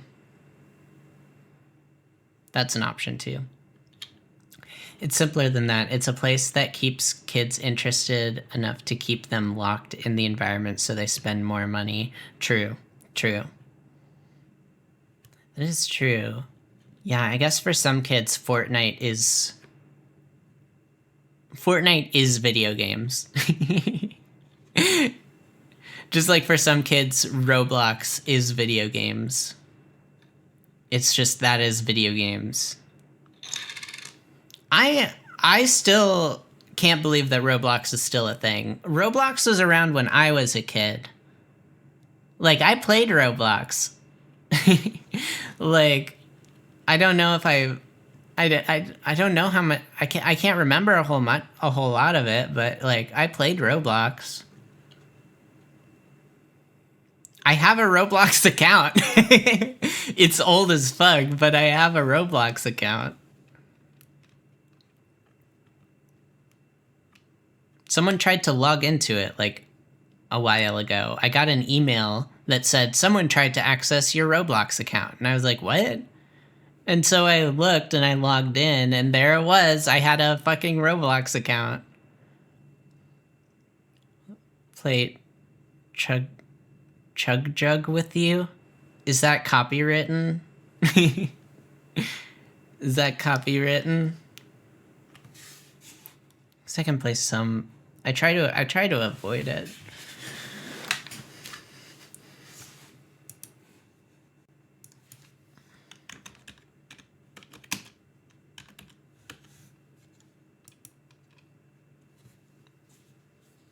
TikTok tunes. It's probably fine then. Number 1 victory royale. Yeah, Fortnite. We bout to get down. What are you showing me?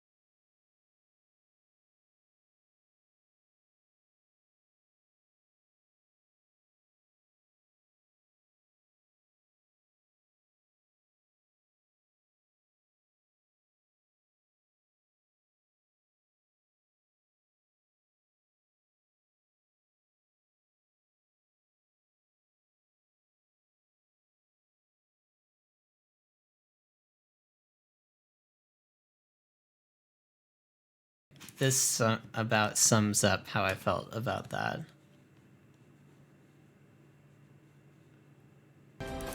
Ah! I'm so confused. Hold B? B? Ah! I'm so confused.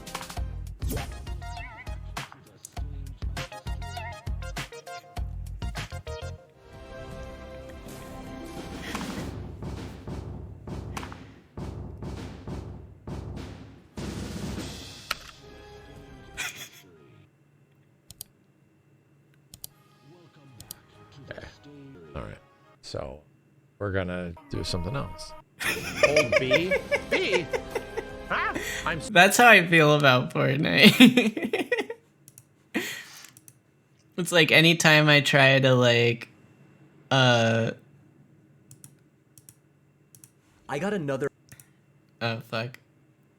Where were we in the video?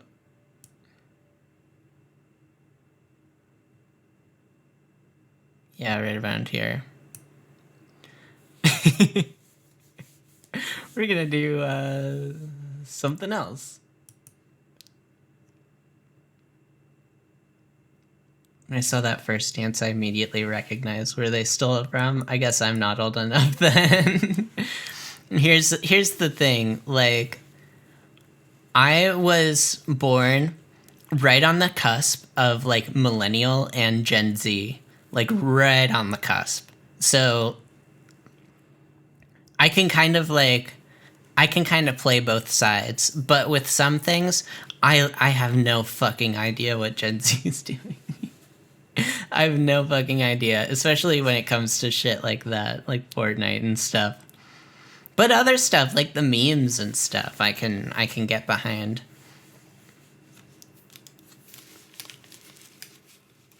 $95ers in the house. I don't understand. I don't understand these references. Anyways, let's keep going. Would y'all rather I full screen the video or keep it like this? Just let me know. Their own virtual worlds, both as standalone planets and as part of leading virtual world platforms such as Fortnite and Minecraft. As Sweeney has put it, just as every company a few decades ago created a web page, and then at some point every company created a Facebook page. Of course, this flexibility that allows for anything good and popular to be part of a natural, inevitable precursor to the true metaverse simultaneously provides the flexibility to dismiss any failure as a failing of that pure vision, rather than a failure of the underlying ideas themselves. The metaverse cannot fail. You can only fail to make the metaverse. There's no consensus definition because the metaverse isn't real. It's not an actual thing that anyone's really building. It's a rhetorical device that allows the writer to gesture at the future and pontificate on what ought to be. Definitions of the metaverse are thusly principally rooted in the writer's present political and social values. When you understand that the metaverse isn't a distinct invention or construct, but merely a rhetorical proxy for the future of technology, then all of this becomes a lot easier to deal with. The reason it's all so messy is because of the aforementioned gesturing towards fiction, and because a lot of the people writing effluent prose about how the future is here today in the form of blockchain-based social spaces are, for the most part, salesmen. That's not to say that they don't believe the metaverse could or should exist, just that most have not considered if it would actually be any good. That part they take as a given, because it's always super cool in stories, so why even bother considering that the end result might be boring, inconvenient, and disappointing? Now, science fiction and actual science have a long and storied history. It's fun to point to all the devices that exist today that were first sketched out by a fiction writer decades earlier, but there's also a massive survivorship bias there. Sure, some speculation. The FFA should make an anime dating sim that teaches you how to be an air traffic controller. They should make... There should be, like, edutainment games in the style of a anime dating sim for just everything. There should be one for, like, yo, if there was an anime dating simulator that was themed around the CompTIA certification, oh my god, I'd be there in a heartbeat. They have baggage handler simulator? The people that wave the sticks? Really? Yo, sick. Hey, play Tax Heaven. That's an edutainment game. Bringing it back. Speculations become real, either because the author rooted their speculation in cutting-edge science or because fans of the work tried extremely hard to make it a reality, but even more get discarded as silly, useless, impractical, deadly, or physically impossible. This might come as a shock, but when a writer sits down to compose fiction, the thing that they write doesn't need to actually work. They're not real inventions, they're narrative devices, and at a certain point, no amount of cool factor can make up for the limitations of physical space. Star Trek's holodeck is an insanely cool idea, and dear God, do I wish it were real. But it can't exist, not as depicted, because it's not an invention, it's a collection of camera tricks and special effects. At the end of the day, the holodeck's limitations and lack thereof are dictated by narrative necessity. So when Neal Stephenson writes about the metaverse in Snow Crash in 1992, it is an invention composed of a mix of speculation about the future of existing hardware, trends in how people interact via virtual spaces, and an overwhelmingly cartoonish dose of rule of cool. Stevenson's metaverse is a massive three-dimensional contiguous space because it's evocative and interesting. It provides a colorful backdrop for the story's gonzo plot about a high-stakes pizza delivery swordmaster employed by the mafia and a computer virus that can cause brain damage. Snow Crash is prescient in degrees about some of the ways in which we would engage with technology, but overwhelmingly, that prescience applies to the internet as it currently exists. We have virtual live events, virtual sports, virtual town squares, virtual clubhouses, and even virtual strip clubs where you can hang out and chat with 500 strangers and watch someone just absolutely Really, the only things that are missing are either This man knows. This man knows. aesthetic, like He the knows. giant contiguous three-dimensional representation of the internet where you can walk from one web page to the next, or maybe not even physically possible at all, like the snow crash virus itself. So this then creates a bit of a trap for a lot of the salesmen writing about the inevitability of the metaverse, where they have to cling to those aesthetic details as non-negotiable, because otherwise they're just talking about the internet. As Matthew Ball writes in his 2022 book, The Metaverse and How It Will Change Everything, Although virtual worlds come in many dimensions, 3D is a critical specification for the metaverse. Without 3D, we might as well be describing the current internet. Message boards, chat services, website builders, image platforms, and interconnected networks of content have been around and popular for decades, after all. Without 3D, bitch, they have that in 3D. They have all that shit in 3D. which brings us to virtual reality. VR is pretty cool tech. I really like it. It's also pretty limited, or more specifically, the tech runs up against a pretty big barrier, which is the human body. The inner ear really doesn't like moving without actually moving, which means that every VR application is a series of compromises between the immersive potential of VR and what the body will tolerate. No. Oh god. Oh god. Because Stevenson's metaverse is a plot device, effectively an alternate dimension. I mean, yeah, you get used to it, but for a huge portion of like the human population, VR is just not something they can tolerate, and that's always going to be a limiting factor. Like if a huge portion of people like couldn't watch TV, it wouldn't be nearly as popular. Like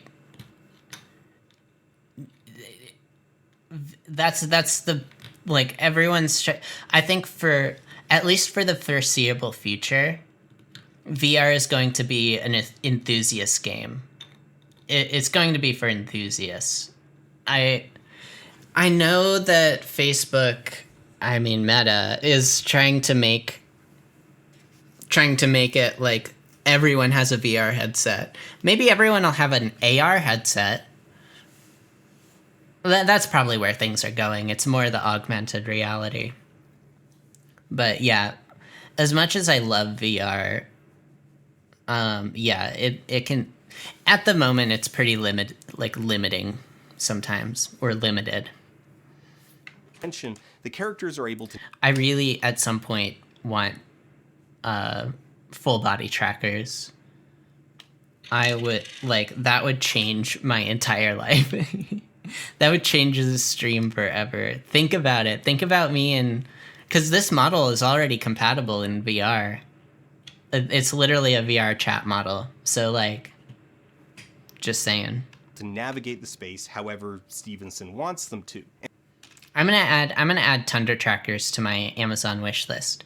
By the way, I have an Amazon wish list. Just saying. Just saying. And because it's narratively interesting, when the characters want to get from one part of the metaverse to another, they need to traverse the distance between those 2 points. We're getting Flora the ping pong ball suit 2023 for yeah. Yes, that'll be my goal. That'll be my goal. I want the ping pong suit. Now you can get Tundra trackers.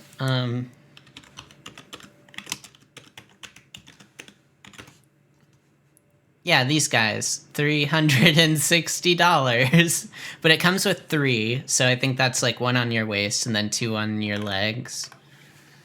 And then I just use my Quest. I already have the Quest. Or you can get the ×4, which I don't... Does that come with? VR Chat Edition Premium Straps. Yeah, but yeah, that's the Tundra tracker. I think it's a little cheaper than the HTC Vive trackers, which are kind of the standard. And I heard they have a longer battery life. So yeah, I want these. I want these. But it's $480. And I don't think that's even including the... No, that's not even including the fuck, what's it called? The base station.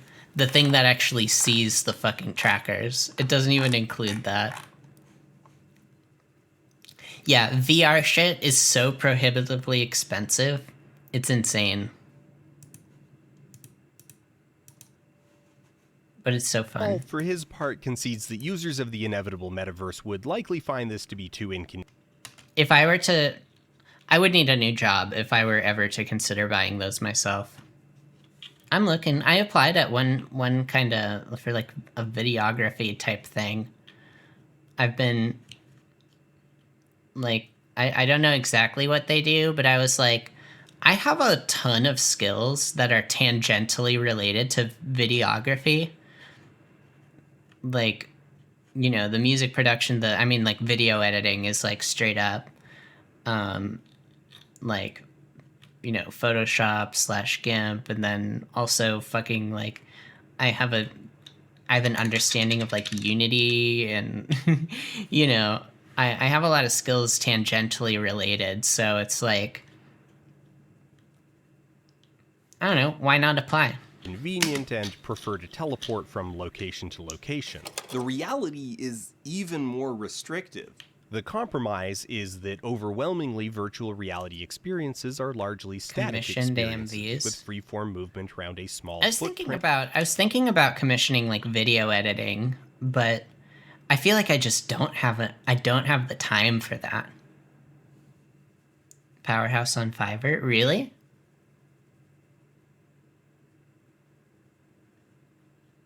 I'll look into that. With the user teleporting from spot to spot, even within the same virtual room. It's a compromise that VR enthusiasts are willing to accept because the alternative is a one-way trip to the floor as your cochlea decides that being upright is no longer an option. The end result, the actuality of virtual reality, is that it's an incredibly potent tool for an unfortunately limited number of applications. This creates a very sharp contrast between the metaverse that's talked about by pundits and the reality of VR that developers and enthusiasts have been mapping for over a decade, with pundits continuing to insist that a vast, contiguous space representing the internet is not only a desirable way to interact with those functionalities, but indeed a preferential way. How this manifests is a metaverse that exists overwhelmingly in the form of blog posts about the inevitability of its existence, with anything tangentially related to virtual reality being encircled as part of the metaverse, along with a whole lot of stuff hardly related at all. Of particular fascination is the way that this is all talk and no product. Lindt USA, manufacturers of terrible chocolate truffles, launched their metaverse store in November 2022, and just have a look at the language used to describe it. Lindt USA launches its first ever 3D virtual store with Beyond XR and makes shopping for premium chocolate a truly innovative experience. What? In a beautifully decorated, fully 3D and highly photorealistic environment, the store welcomes visitors with an engaging introduction by one of Lindt's famous master chocolatiers, Anne Shaja. Best of all, the immersive store is totally comprehensible. We at Lindt USA are thrilled to offer customers this state-of-the-art experience just in time for the holidays. While there is no experience like walking into one of our beautiful Lindt stores in person, our online store is no different. We're excited to show it off. This is all pretty routine corporate fluff, though the surprising and telling... Why would you... like, think about how expensive that must have been to commission. A photorealistic fucking store? Like...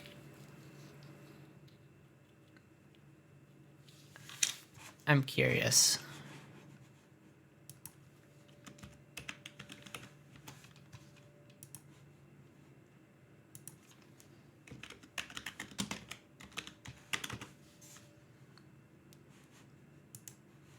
On Fiverr.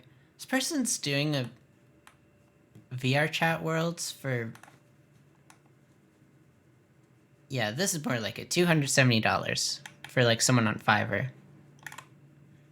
Totally comprehensible. I feel like the people... yeah, I would imagine like this is more like it. I will make Best VR World Metaverse Unreal Engine character, Unity 3D VR chat avatar. Yeah, it's...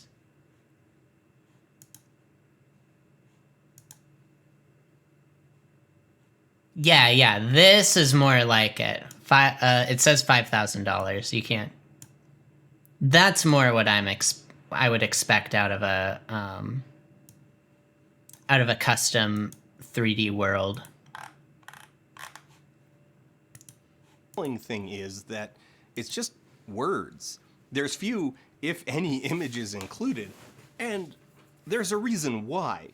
The whole of it is elevated to transcendental when you see the actual thing that they're describing. A laggy, hideous, cheap, faux 3D website that would probably be a camp hit if it were pitched instead as a throwback to FMV video games from the 90s. Want some rye? Of course you do. The vast majority of these so-called metaverse offerings are virtual spaces only insofar as they are painted to resemble a store. We already tried this. Yeah, millions. That probably cost... Well, I don't think... There's no way that cost $1 million. Right? This 25 years ago and discarded it because it turns out the human brain can shop from a list of items or a grid of photos far better than it can from an image map photo of a display case. Examples like this betray not only the ignorance of history on the part of the people pushing it, but also a profound incompetence on the part of the people building it. Rather than being a cutting-edge virtual shopping experience, the Lint store is so bad, so embarrassing, that it would be more respectable to learn that Beyond XR is an outright scam, shaking down gullible corporations afraid of being out of touch with the future or missing the boat on the next big thing, rather than true believers trying their hardest. The fact that Patrick Diggleman, Vice President of Sales and E-commerce for Lint USA, looked at this final product and didn't immediately scrap it, bury it, and demand the company's money back is just a nice tight encapsulation. Hold on. Tight encapsulation of this final product. Right there, is that the... Oh wait, no, that might just be the glass there. But it looked like... This is so bad. This is so terrible. Why would... What? Companies would rather throw millions on garbage like this than pay their employees for fucking real. Jeez. Like, you know how many, like... If I was paid more at my job, do you know how much better I would be at it? I would be so fucking good at that job, but I'm not paid shit. I'm not paid shit. I can barely afford shit. So it's like, why am I going to put in more effort than I need to when, like, I am worrying about, like, expenses and shit? If I didn't have to, like, if I was, like, comfortable, if I didn't have to worry about my day-to-day expenses, like, oh my god, I'd do so good at that job. And didn't immediately scrap it, bury it, and demand the company's money back is just a nice tight encapsulation of how much metaverse participation is being driven by irrational, uninformed FOMO. And this brings us back to Decentraland. All these definitions are pretty bad for Decentraland. It clearly wants to be the metaverse, it calls itself that, but because they, like Lint, have made the mistake of actually trying to make something, it's possible to evaluate whether or not they've succeeded. They have activated the trap card of falsifiability. VR was dropped from Decentraland's core feature set somewhere in 2018 or 2019, and has all but officially been relegated to a community-produced mod, which just means that it's difficult to get working in the first place, and when you do, nothing is optimized for VR, either in terms of technical performance or user experience. The results are dizzying, even without a headset on. Okay, so the app's just straight up broken now. Cool. For many definitions of the metaverse, like Ball, this already makes DCL a non-starter. Virtual reality, or at the very least augmented reality, is a non-negotiable feature. This, however, in my evaluation, is just a case of no true metaverse. Decentraland is embarrassing, which makes it inconvenient, which means there's a lot of incentive to discredit it as a claim to the idea of the metaverse, to insist that its failures are meaningless, that there's nothing to learn from them about the viability of the underlying ideas. But the knife that says all these definitions are the metaverse cuts both ways. If the concept is so broad as to be little more than a vague gesture at the future, if successful and popular things like Minecraft and Roblox and Fortnite get to be the nascent metaverse, then this does too. And if this is the future, then the future is a dead mall.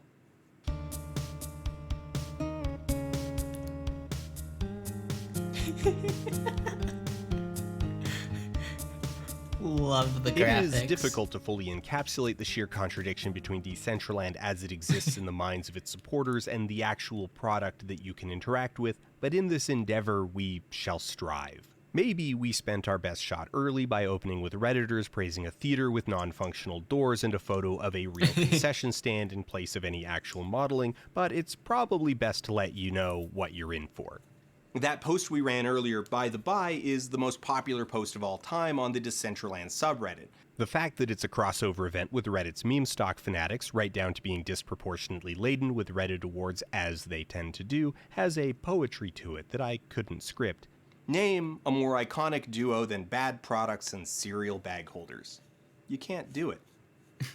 The pizza kiosk they rave about, where you could, in theory, order Domino's via the metaverse and pay in ETH or mana, is long gone. All that remains is an empty plot devoid of even the world's procedurally generated shrubbery. The details are thin, but from what's available, it's apparent that Domino's wasn't officially involved in any capacity, which would indicate that the builder had really just created a middleman between you and Domino's, where he would take your crypto and then pass the order along with payment in dollars to Domino's on your behalf.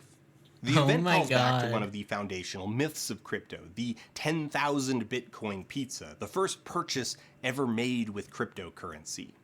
22nd of May 2010 is the date when someone first purchased an item with Bitcoin, in this case a pizza. The reality of that is very similar to the Decentraland pizza kiosk. No vendor accepted Bitcoin in exchange for pizza. Floridian Laszlo Hanyuts offered 10,000 Bitcoin on a forum to anyone who would bring him 2 large pizzas. Fellow Floridian Jeremy Sturdivant took him up on the offer, bought 2 large pizzas from a pizzeria with his own money, and then traded them to Laszlo in exchange for the Bitcoin. Hey, that's backwards. Wait, it's also backwards from this side.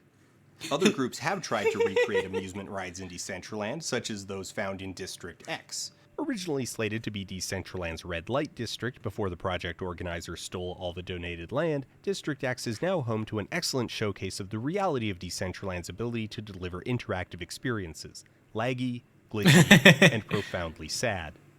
Oh yes, I can feel the thrills coursing through my veins. In the Decentraland experience, there's a persistent tension between the different vectors of incompetence. Here's the thing. Okay, here's the thing. Here's the difference between like something like Decentraland and something like VR chat. The incentive is different. The incentive is completely different. With Decentraland, the incentive is make money. It's at the core of what it is. It's at the core of why they created it in the first place. VR chat, the incentive is not money because no one's getting paid from this unless you have like a Patreon or something. But like with VR chat, the incentive is create interesting experiences for those hanging out on the platform. And that changes everything. Like, you know, when the incentive is profit, when the incentives are wrong, people are going to use your platform much differently than how you would maybe intended. You have to think about why would someone create something on here? We will decentralize the land. We will erase the Midwest. Yeah, get rid of the center. That's why we have fucking, like, what are they called? That's why we have strip malls. Does anyone actually like strip malls? No. No one likes strip malls. No one likes operating out of strip malls. No one likes going to strip malls. No one likes parking in them. Like, nobody likes them. Why are they there? Why are they there? Because there is a profit incentive. Because putting a whole bunch of businesses on a block and having a huge-ass parking lot is very financially, like, efficient. The developers of the land can charge a lot of money for each individual business. The businesses are put in a place where they have access to parking. You know, there's a profit incentive. No human being, like, these spaces are not designed for human beings. They're designed to maximize profit. Yeah, and it's not even that efficient. But it's the laziest way. It's the laziest way to to be efficient. They literally hemorrhage money. Well, then there's no. You get my point, though. In theory, it's efficient. In theory. But that's just the thing. You know, and with VRChat, they're only profitable for developers. Exactly, that's why they make them. Because it's the developers. The developers are making the money, not even the fucking businesses that operate in them. Because there's a profit incentive for someone. And there's a perceived profit incentive for other people, but, you know, that's only perceived. But if in VRChat, if the goal is make an engaging, interesting space in this virtual world, already you have people who, they're not driven by profit incentive. They're driven by creative expression. And people inspired by creative expression are going to put in a different kind of effort.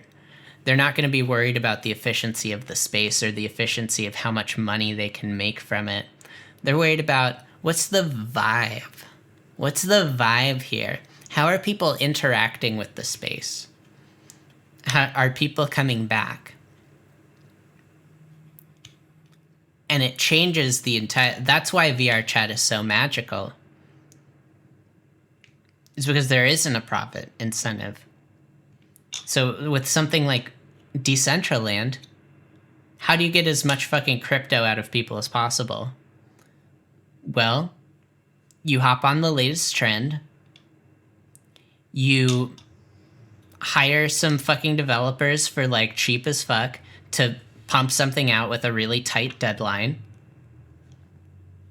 and then you move on to the next project as quickly as possible, because that project is going to crash and burn as soon as people realize how shit it is. Creativity, how many Bitcoin is that? Most of the people building this stuff don't have good ideas, so the stuff is generally bad from first principles. But then on top of that, the tools for building things in Decentraland are also bad, so good ideas are kneecapped by being extremely hard to implement. But then on top of that, Decentraland just runs and performs poorly. The controls are particularly heinous, and sometimes the camera gets possessed by 1,000 angry ghosts, so no matter what experience you build, it'll be tainted by that mandatory membrane of interaction. Some of what you'll stumble across is almost quaint, like this modern-style suburban single-family home populated entirely by official Nintendo art. It's almost adorably incompetent, like the Decentraland version of a GeoCities shrine to Xander from Buffy the Vampire Slayer. At least until you notice the for sale sign out front and the several dozen identical Mario houses scattered around the world, all owned by the same guy named Dan. They're everywhere. I've completely lost track of how many unique instances of this house I've stumbled across. This is in part because navigating Decentraland is a nightmare. The extremely short draw distance and attendant lack of landmarks makes it very easy to get lost, so it's hard to tell if any given modern Mario house is a fresh one you've never been to before, or one that you've looped back on. August 1st, 2022 announcements. Decentrally, setting the track for future experience creators using Infinity Engine code, the first of its kind in Decentraland. Decentrally shows what the Infinity Engine code can do, serving as an open-source foundation for future high-speed experiences. Decentraland faces a fascinating problem inherent to its basic construction. The language of interaction with the world of Decentraland is the language of games. You navigate the world via an avatar, your avatar runs, jumps, and clicks on things. This makes games the most obvious implementation as an experience, since the ludology is already there. The problem is that Decentraland is just bad for games. Decentrally is an abysmal little experience, barely qualifying as the kart racer that it nominally resembles. Of course, we can't judge it too harshly as it's just a proof of concept, though given that everything in Decentraland seems to fall under that umbrella, it's enough to make one suspicious. Like maybe it's still in beta, or it's just a proof of concept. Wait, it's a browser game? Shield against criticism. Either which way, the developer's other project, Infinity Engine, is also awful, and it's been featured on Decentraland's front page for well over a year. The fantasy of the metaverse is one where it subsumes much of our present reality, where, in the words of Matthew Ball, entire generations will eventually move to and live inside it, which, as a statement, more or less demands poetic interpretation, that Ball is referring to interactions and activity taking place via the membrane of the software, because otherwise it's, stupid, because your body won't fit inside the wires. But regardless, this idea of place requires the simulacrum of place, and the simulacrum of place must encompass both the fantastic and the mundane, because if it doesn't encompass both Skyrim and your office and the grocery store, then there's too much discontinuity. The metaverse ceases to be a world, a true place, and becomes little more than a digital interface. And to that end, the existence of the metaverse demands the existence of Issue Law, a professional corporation. Welcome to the Metaverse Law Office of James Issue, a personal injury lawyer based in Los Angeles. James isn't in right now, no one is, and he never will be, because the idea of staffing this place with actual people is patently absurd. Well, it was unfortunate that you tripped and dropped the urn containing your grandmother's ashes because you tripped over a rake that your roommate left out. Unfortunately, when you attacked him with that rake, it was a crime. And so I'm afraid I'm going to have to refer you to a criminal defense lawyer. This is outside kind of the purview of what I do. I'm more of a personal injury lawyer. So unfortunately, you are going to need criminal defense representation, and I do have some people that I can refer you to. I'm deeply sorry for the loss of your grandmother and the death of your roommate, but I can't assist you any further in this matter. This is not meaningfully useful in any way to businesses. When confronted with the actual product, the actual series of things that would need to be engaged with to make the fictional vision of the metaverse real, the product and the comparison to the next generation of the internet is comical. Ball quotes Tim Sweeney talking about a future where every company is expected to operate a virtual world, just as every company a few decades ago created a web page, and then at some point every company created a Facebook page. But here's the thing. We already know from those examples that most companies don't need much more to a website than some cursory fluff and their contact information. A website, to most companies, is just a replacement for a Yellow Pages entry. It's an ad whose number one job is to carry a phone number, address, and business hours. A Facebook page became appealing because it offloaded the work of designing the page and its functionality as a whole in a way that office workers could easily manage. The little kitty. Facebook handles running Facebook. You just put in your stuff, making it a useful tool for high-density, up-to-date communication like promotions or changes in operating hours. The entire process there is a move towards efficiency. The construction and maintenance of a virtual world is ludicrous in comparison. The effort to build and update is orders of magnitude beyond even a basic web page, and the information density goes down. Like, this is really important. Most business communication is going to be in the form of text forever, because text is really, really, really useful. But the metaverse is a uniquely terrible medium for the delivery of text because that text cannot be presented in an optimized format. It must be bent to the metaphor of a real space. That's why the only actual meaningful things in issue law, a professional corporation, are links to conventional, flat text and image-based websites, because they're just more efficient ways to present and access information. So the virtual workspace, the idea that this plot in Decentraland would ever become actually functional as a space, with the receptionist navigating up the virtual stairs to tell James via in-world voice chat that someone is waiting to see him, is comical. But without that promise, without that story, what's even left? An NFT gallery and hard-to-use widgets that just open Instagram in another tab to remind you that you're not in the metaverse, you're just browsing a website? I guess at least you can stand on the balcony and admire the modern Mario house across the street. Even official productions, stuff created by the developers themselves or people they've subcontracted, trend heavily towards embarrassing. The festival stage for the first annual Metaverse Music Festival featuring DJ Paris Hilton lacked collision on the stairs and balcony, meaning you could take a terrible elevator to a second floor that you would immediately fall through. New Year's Eve 2022 was staged in a Duke Nukem-esque recreation of Times Square and featured a devastatingly terrible jumping puzzle, just indescribably bad in its fundamental construction, riddled with all manner of collision problems, and very much coming off as a half-hearted idea that was implemented improvisationally and never actually tested, let alone revised, with the reward being a broken scavenger token, Z-fighting textures, and a bad view of the party.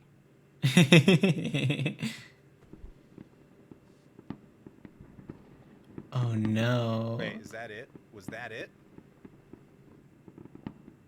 After a long day's virtual lawyering, it's only natural that you'll want to take a load off, and we would recommend none other than NFT World's NFT World Cities Comedy Club. It's always bugged me when I go into a comedy club and I'm not immediately Is met that with comedy. it? It's false advertising.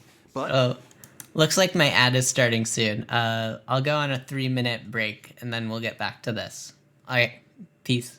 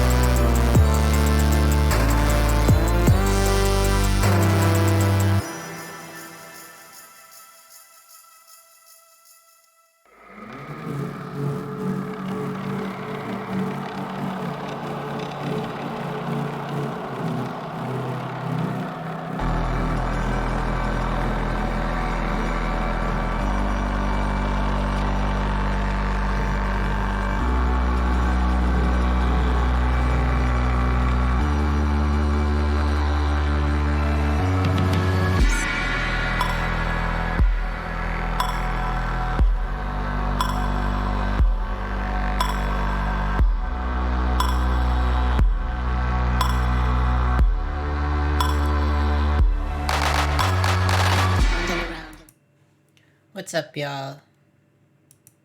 And we back. So have y'all been looking into this like TikTok ban thing, or this proposed TikTok ban? They're saying, I don't, it's just like some article, so I don't know. But this says there's a 90% chance TikTok will be banned in the US unless it goes through with an IPO or gets bought out by mega cap tech. And then like kind of looking at the like summary of the bill, it's pretty fucking dumb. Here's my thing. Okay, here's my thing. Like, is TikTok a privacy concern? Yes, definitely. Is it communicating directly with China? I don't know. I haven't seen their I don't know. I haven't seen their fucking like infrastructure, I'm not familiar with it. Should people have the right to use it if they want to? Yes, I think so. And I think banning it is not the right course of action, like, at all. I think people should have the right to choose if their privacy is invaded. Just like I have. I have TikTok on my phone now. Like, I am, like, allowing that. And I know I'm an adult. I know the consequences.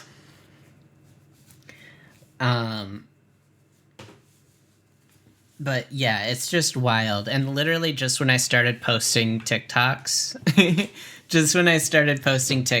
they're actually, like, might go through with it. Like, if they go through with it, what is going to happen? It's probably going to be sold to an American company.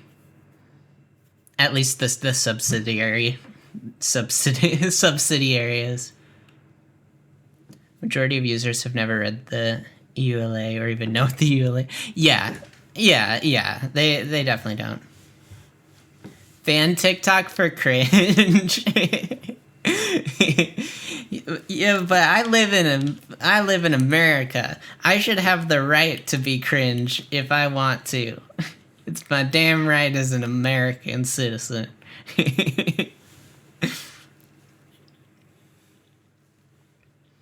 Yeah, it's just wild. And then watching the congressional hearing was so like, you think TikTok is cringe? Try watching that fucking congressional hearing. My God. Like, made the TikTok CEO look like a fucking saint. It's just, yeah. I've just not been a fan of the news lately, and then there's this whole, like, I don't even want to bring it up. I won't bring it up. I was there when TikTok was still... I wanted it banned then. Wait, what did it censor? I don't have any words censored. What did he write?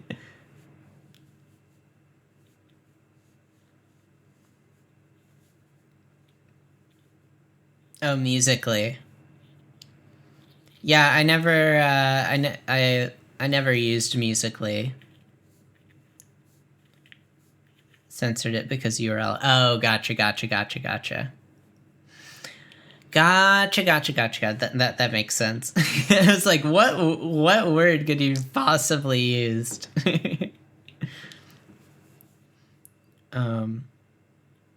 But yeah, I don't know. I mean, like, how do I feel about TikTok? It's like, it seems that more and more short form content is the future. But that doesn't mean I think like long form content is going away. I think there's we're literally watching this right now. We're literally this is a 3.5 hour live stream at this point. There's a market for longer content out there. Do I think it's like rotting people's brains? No, I don't think it is. I don't think it is. Do I think it's addictive? It like probably is. Actually, yeah, I think it definitely is. Is it good for children? Probably not. But I also think like people should be able to, people over the age of 18, people who can are legally adults, can decide what they do with their time. And they can decide what apps they want on their phone. They can decide if they want their privacy invaded or not. Like, that's how I feel about it. I think instead of banning a fucking company that's providing value to people, like, it's providing value to a lot of people out there. It's cringe, like there's lots of cringe, but also there's real value out there. There's also a lot of not value, but I think just outright banning it is not the solution. The solution is like how do we create an it's complicated. It's complicated.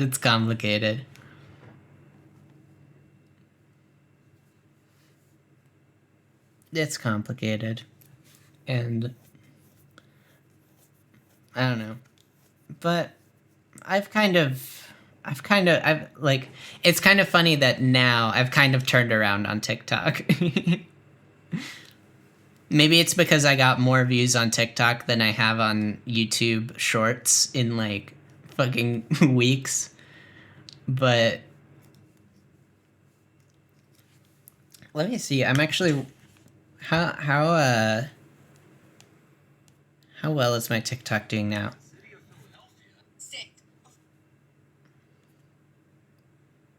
359 views on my latest one, which I don't think is a lot, but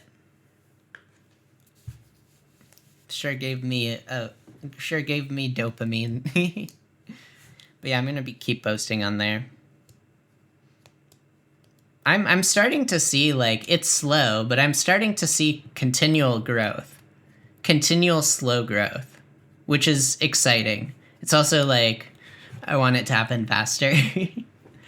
But I think if I just stick with it enough and I'm consistent, like on YouTube, like my video got like views faster than it did like with the last video. So I think like things are improving, and as I post more, it'll just like push out to more people. And yeah, I'm trying to remember that it's a marathon, not a race. It's about being consistent, not like being the first. And like at the end of the day, the goal is to just have fun and chill out. Play some video games and be an anime girl and wear an anime girl shirt. Cause why the fuck not? Anyways, should we keep watching this? With the power of the metaverse and a $120,000 grant from the Decentraland DAO, the NFT World Cities Comedy Club obtained an infinite source of comedy. We hope to have some content from Decentral Comedy soon, and we have also sourced content from an AI tool called ChatGPT, which provides some jokes for us to show here. It's not all comedy.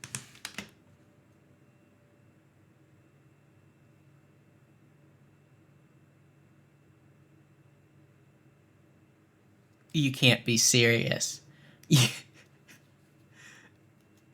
That's real? Oh my god. People. You think TikTok is cringe? Fuck, I'm gonna add man. incompetence and insincerity, though. Occasionally you'll stumble across a single plot that's just a simple shrine to a loved one, taken away from this world too young, and oh hey, it's another modern Mario house.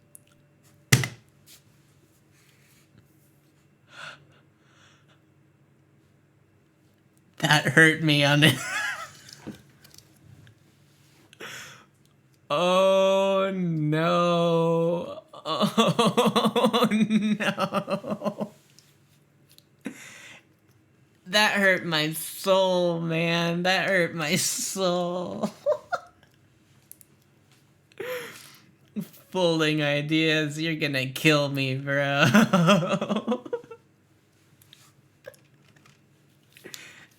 Ow, that hurt my soul. One of the most consistently My humanity. popular locations in Decentraland, popular enough to warrant a functionally permanent spot on the Genesis Plaza Hot Locations board, is the Wondermine meteor mining and crafting game. Now, something to stress here is that this is, within the context of Decentraland, a success story. There are people who interface with Decentraland solely as the medium by which they access Wondermine. Even just looking at the map, it is one of the few consistently occupied places where you can find other players in any reasonable number. And it is an idle clicking game that is so sluggish in its pace that it barely qualifies as a Skinner box. Meteors fall, and you click on them, and then you wait. The sole value prospect is that at the end of the process, you might be able to craft an NFT wearable that you can then sell to someone else. So like I was saying, if you want to see what this is worth, we can go over to the marketplace and search Steampunk Hat, and as you can see, it's worth 242,499 mana. The value of mana today, it's over $1. So with such big money on the line, of course the game is barred Wow. to hell and back with idlers and auto-clickers. Decentraland doesn't log users out after a set time spent idle, and the meteors fall in predictable locations, so it's pretty easy to automate. But even barring that level of complexity, it's trivial to just leave a tab idle and collect the periodic rewards. Wondermine is also immediately adjacent to one of the oldest games in Decentraland, Dragon Rush, which is featured prominently in Genesis Plaza. Immediately, we can spot a problem with the real estate model of the internet. This relatively modest game has an absolutely massive footprint and necessitates a towering retaining wall to back its terrain. From a standpoint of architecture, it's an immensely hostile block, a massive, impassable barrier to both sightlines and traffic. It turns out that having every individual app and website take up scarce space in an adversarial relationship is bad. Alright, so walk onto the dragon's back, press F to flap wings and fly, go through the gates and land on the landing pad to finish the race.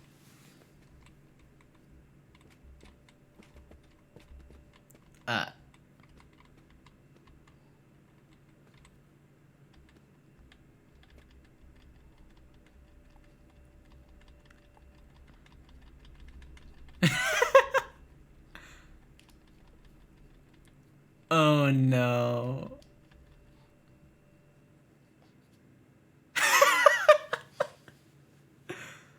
I hope there isn't fall damage.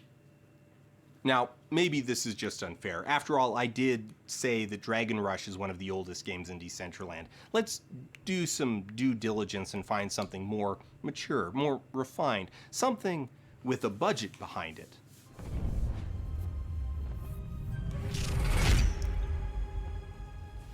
At Knights of Androme, the ultimate role-playing game that will challenge you to farm, craft, and fight your way to the top.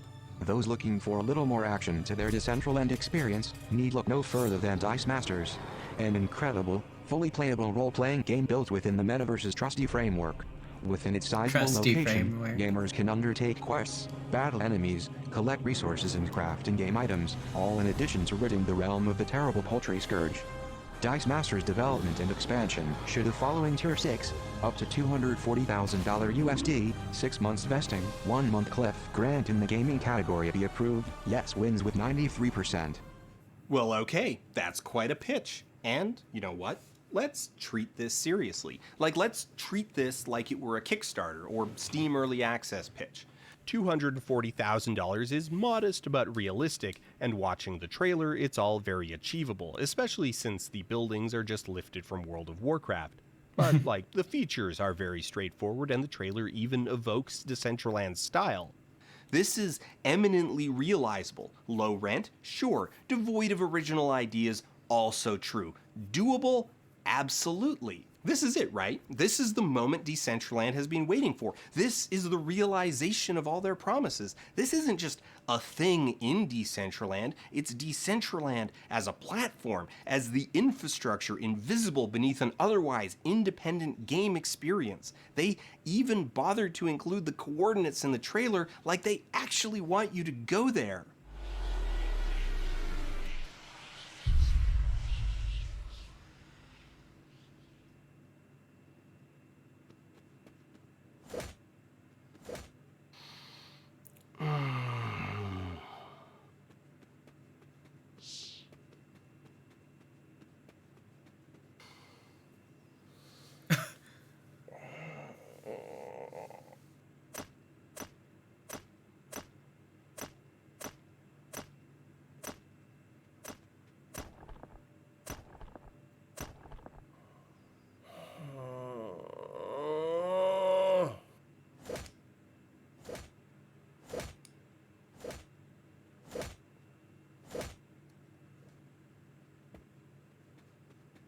Oh my god. It's just...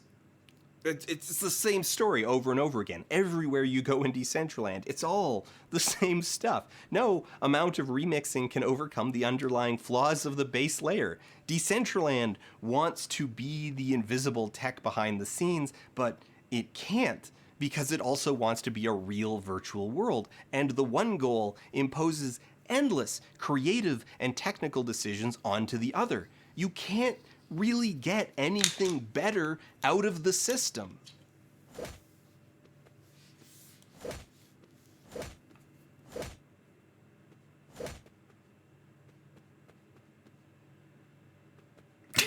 The Metagamma Mall is a construction of special note because its existence was made possible by a grant of $220,000 from the Decentraland DAO, the organization that operates, in theory, as the government of the Decentraland world. The pitch was a gamified mall, and I will let their own pitch package speak for itself on some key details. Game plus mall equals Kami Mall. The game Super Dojrio. The vitality of the mall. The P2E economic model can incentivize users to play and earn.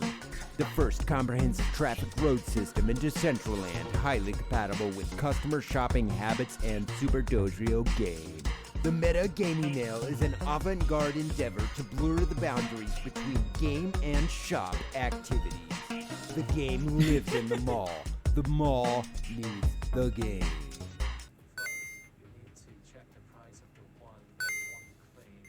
Oh my god. The actual product is a track that you walk along to collect coins that can be traded for wearables while a bad techno DJ repeats the instructions on an endless loop. Because space is so tight, even for large plots like this, the track consists mostly of really obnoxious spirals, and the place is infested with bots that idle on the exact same spot until the timer resets and they can collect more coins. It would seem that while $220,000 can get you a lot of stuff, it can't get you an experience worth doing with your own human hands. The actual rules of Super Dojrio are oblique, and the DJ's instructions don't actually help. Welcome to MetaMine. MetaMine is a metaverse game event that will begin from 18th November at Meta Gaming Mall, Decentraland. MetaMine is a metaverse game event that will be... Guess it's called MetaMine now? As for the mall component, I don't even know what to say. The space is so cluttered with the extreme cyberspace aesthetic that it's barely even legible as a mall, and the whole notion is keel-hauled by the fact that this is a miserable interface for actually buying things, which is the actual purpose of a mall.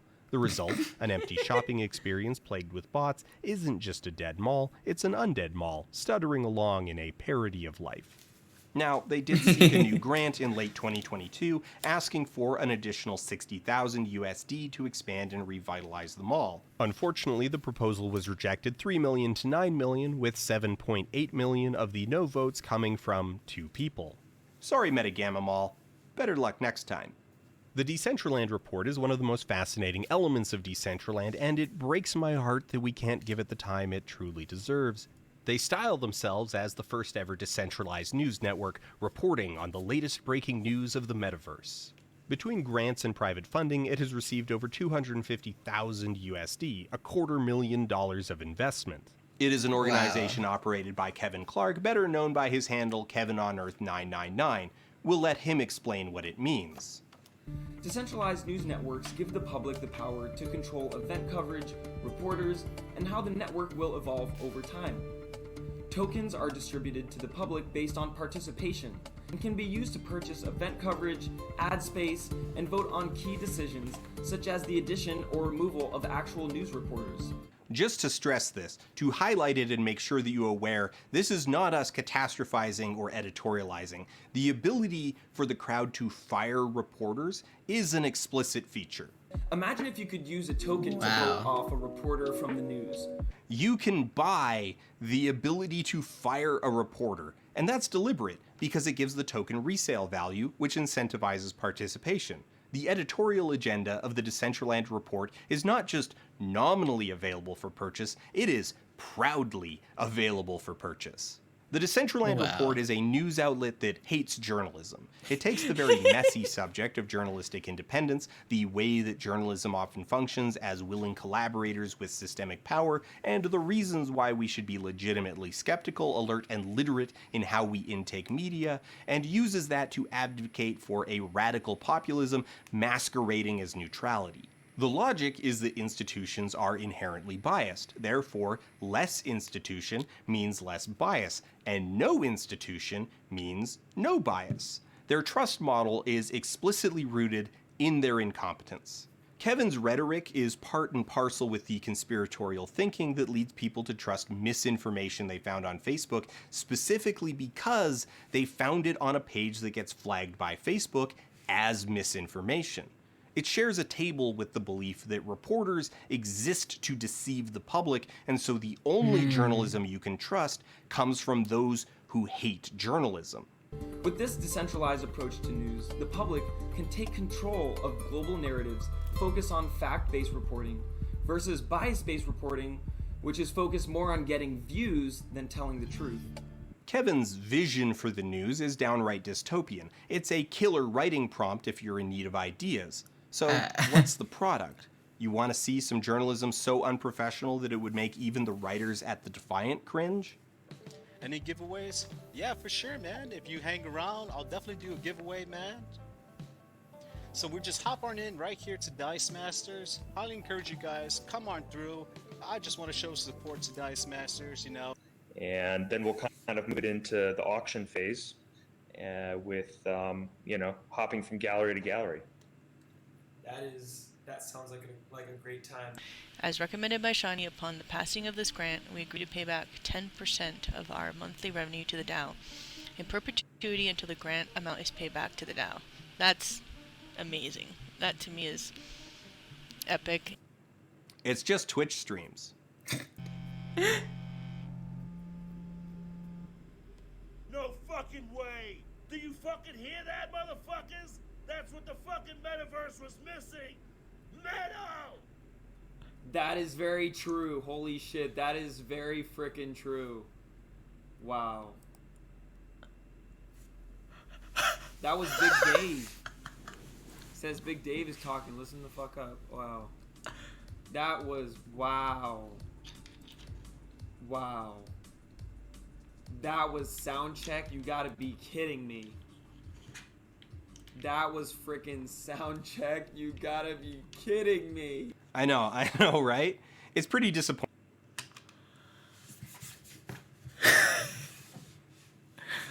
I thought being a VTuber was cringe, but holy shit. Damn, if I want to top myself, I should do fucking crypto streams, man. Double the cringe. This fucking video. Okay, where are we at? Where are we at? What are we doing? What are we doing? I'm getting a little sleepy, y'all. I also kind of want to work on my video a bit. I wonder, actually. I kind of want to show y'all. Do y'all want to see a little bit of the editing process? Just a little bit. See what I've been doing. So, this is what my timeline looks like right now. So this is about, I want to say halfway done. Yeah, around halfway done. It's about, yeah, almost 10 minutes right now.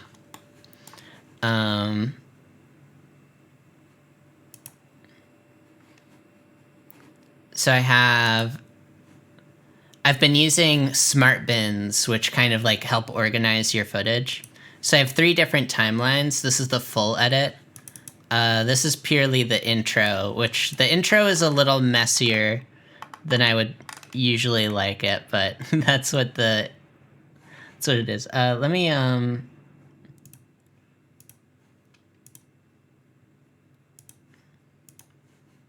okay. There are a few things I want to, yeah. Gamers, I came to this. There are a few things I want to tighten up with this intro, but for the most part, I'm pretty happy with it. One goal in mind.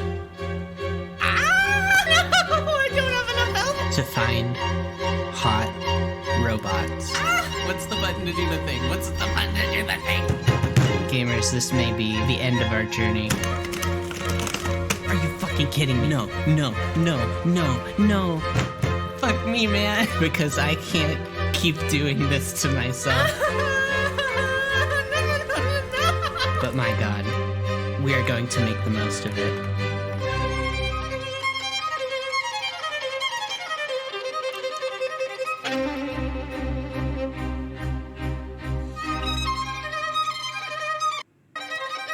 Oh, whoops. Didn't mean to skip ahead. But I can show you basically what I did was this is the entire stream right here. Actually, it's 2 streams. It's between 2 streams.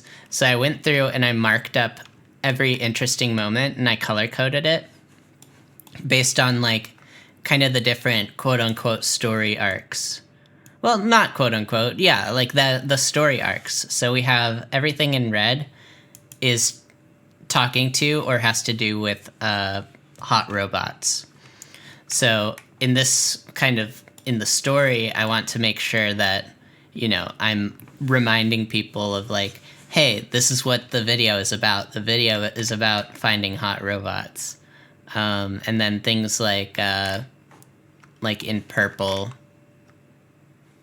pink is like just funny random moments, and then this color is like boss fights or like really how do I put it, like just fights. Just fights. This took for fucking ever, but it's made the rest of the editing so much quicker and simpler. So then here's the full edit. I have a goal today. I want to see some hot robots. Where are the hot robots? That's what everyone has been talking about with this game, but I haven't seen any hot robots in like 20 hours. I want to see some hot robots. Galaxy Brain. It's pretty, like, it's not like a hard and fast, like, this is what this is and this is what that is, but it just kind of helps me contextualize a few things. There's some things that I don't have coordinated at all, or color coordinated at all. And then some things I'm like, oh, actually, I need this clip here to kind of tell this, like, to kind of set up this thing. So it'll probably get a little bit more robust as I go along. Train time. Let's take the train. Greetings, comrade. Welcome aboard Vortex. I need to get to the VDNH right away. It will be my pleasure, comrade. I did not find a hot robot. I do not find this robot hot. I'm sure he's a type to someone, and that's fine.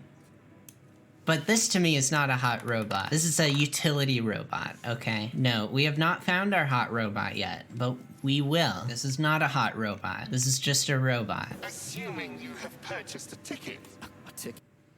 One thing that I've learned about jump cutting is kind of overlapping things, at least overlapping the audio helps, because otherwise it's just very, like, kind of stilted, and it's a little limiting in what you can do. So, like, kind of having a little bit of overlap. No, we have not found our hot bot, okay? No, we have not found our hot robot yet, but we will. This is not a hot robot. This is just a robot. Assuming you have purchased a ticket. A ticket? Gives you a little bit more flexibility in, like, the editing and just timing things. Are you stupid? There are corpses everywhere. There's an emergency protocol in effect over the entire facility. According to Soviet law, free travel is available only to pregnant women and people with disabilities. I do not detect any signs of pregnancy. Show me a note from the gynecologist. I'll show you signs of pregnancy, you piece of shit. They just sprint full speed, and I can't dodge it. Oh geez. Don't make me do quick time events on keyboard. Don't make me do that. I am going to die if you do that. I'm gonna have a little thing that says foreshadowing. I color coded this because this part, kind of talking about the quick time events, will come back to haunt me probably around this part of the video. So setting that up is going to be important. Here we talk about the hot robots again, kind of like setting up an expectation, like, okay, are we going to see the hot robots? And like, not quite.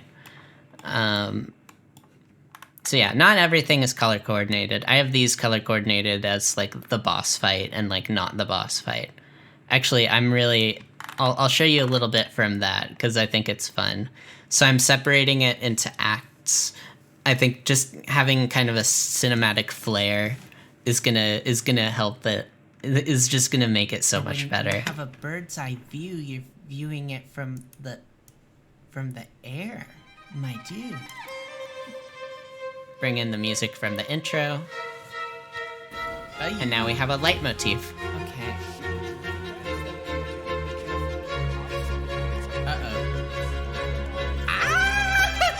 What? No! I don't have enough health for this.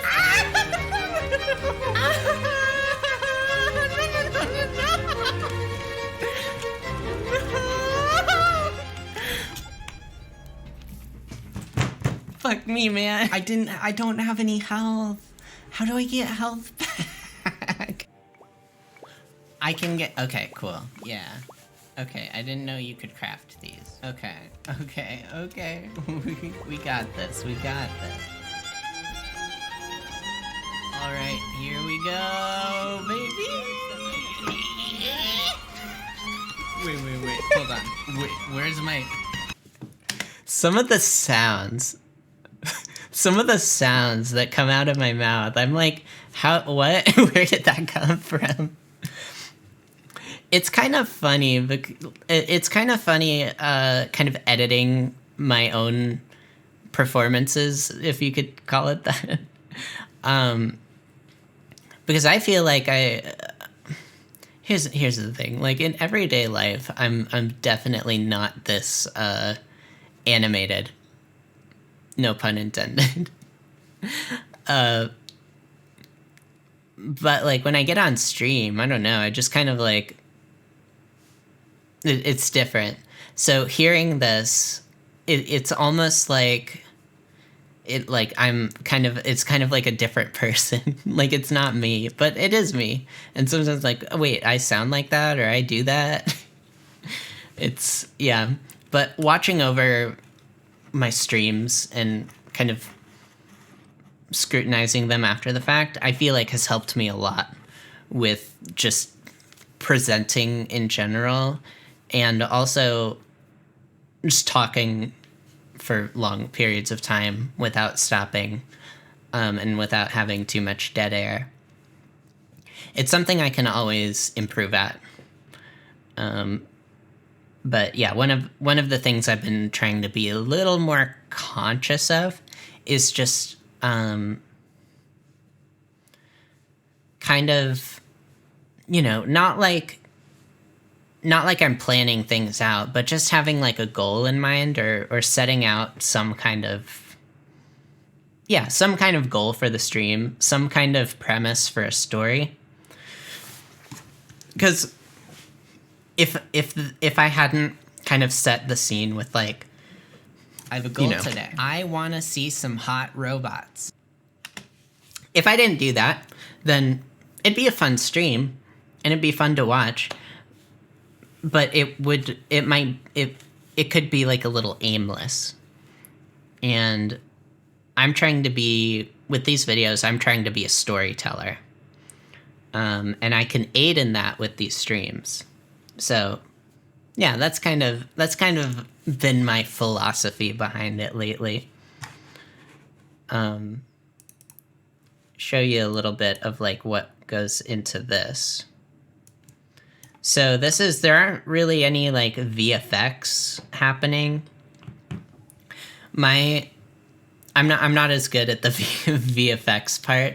What I am good at though is timing and editing, and you know, editing to music, editing, like, I feel like I'm pretty good at editing like jokes and for comedic effect and also for dramatic effect, but like all this is just purely aiding in like the comedy of the situation.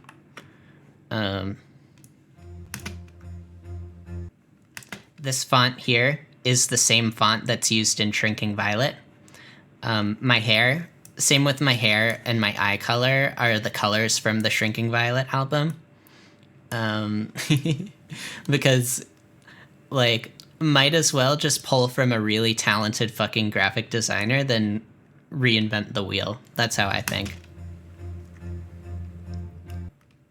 I think having the date... I'll just kind of break this down, because I'm... like, my thoughts behind it, because what the fuck else am I gonna do? The date kind of gives a signifier to the audience that, like, this is gonna be a longer video. This is going to be, like, recounting events. Kind of like a documentary. Gamers, I came to the stream with one goal in mind. This just kind of like cements it as like, you know, the titles as like, this is going to be a little bit longer. You're going to have to hold on with me. Also, we're not, you know, we're not taking ourselves too seriously. And we're going to have some fun in the edit kind of thing. The having clips in like black and white kind of separates them from, you know, the, I guess, quote unquote present time. You know, we're telling this story from the perspective of hindsight. And that kind of dramatic irony keeps you engaged through the rest of the video, because you're like, oh, I kind of know what's going to happen in a way. I know that all of this is going to go wrong. I know that we're going to kind of reach a breaking point, but like, what are the steps that lead to there? It's just another, you know, in a medium like YouTube, retention is the currency of the medium. It is what is the reason, you know, what is the reason I'm watching this video? Why should I sit here for like, you know, 15, 20 minutes and watch this entire thing? And I'm giving the reason right here. That's the goal. Hot robots.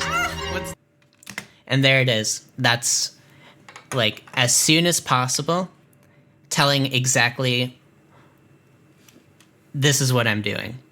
If you watch any Mr. Beast video, any kind of like of these popular creators, as soon as you open up the video, they're like, hey guys, we're filling a pool with Orbeez, or hey, we are curing blindness in people, or hey, we made Squid Game in real life. They're telling you exactly what to expect from the video, and they're delivering it. If you leave it too ambiguous, you're just giving people another reason to click off, because they don't know why they're watching the video. You know, all of these, there are a billion other videos they could watch. Why are they watching yours? That's kind of my thought behind it, and something I'm trying to get better at with my editing. But of course, at the end of the day, like, I want to express myself creatively. So I'm not completely giving in to tropes. If I was, I wouldn't be making this whole, like, you know, I wouldn't have included this entire, like, like, artistic, like, artsy collage type existential message, which we'll get into. Robots. What's the button to do the thing? What's the button to do the thing? Gamers, this may be the end of our journey. Are you fucking kidding me? No. Fuck me, man. Because I can't keep doing this to myself. And that's kind of the conflict. There's the conflict. We've set up what we're trying to do. We've set up the conflict, which is this game is either frustrating or just too much or something. We've set up the conflict. But my God, we are going to make the most of it. And then there's kind of the mission statement. We're going to make the most of it. So, okay, I'll break down this collage real quick. And I'm going to edit it a little bit, but pretty much all the basic building blocks are there. So we have this clip of a robot, what's it called? A Mecha humanoid robot.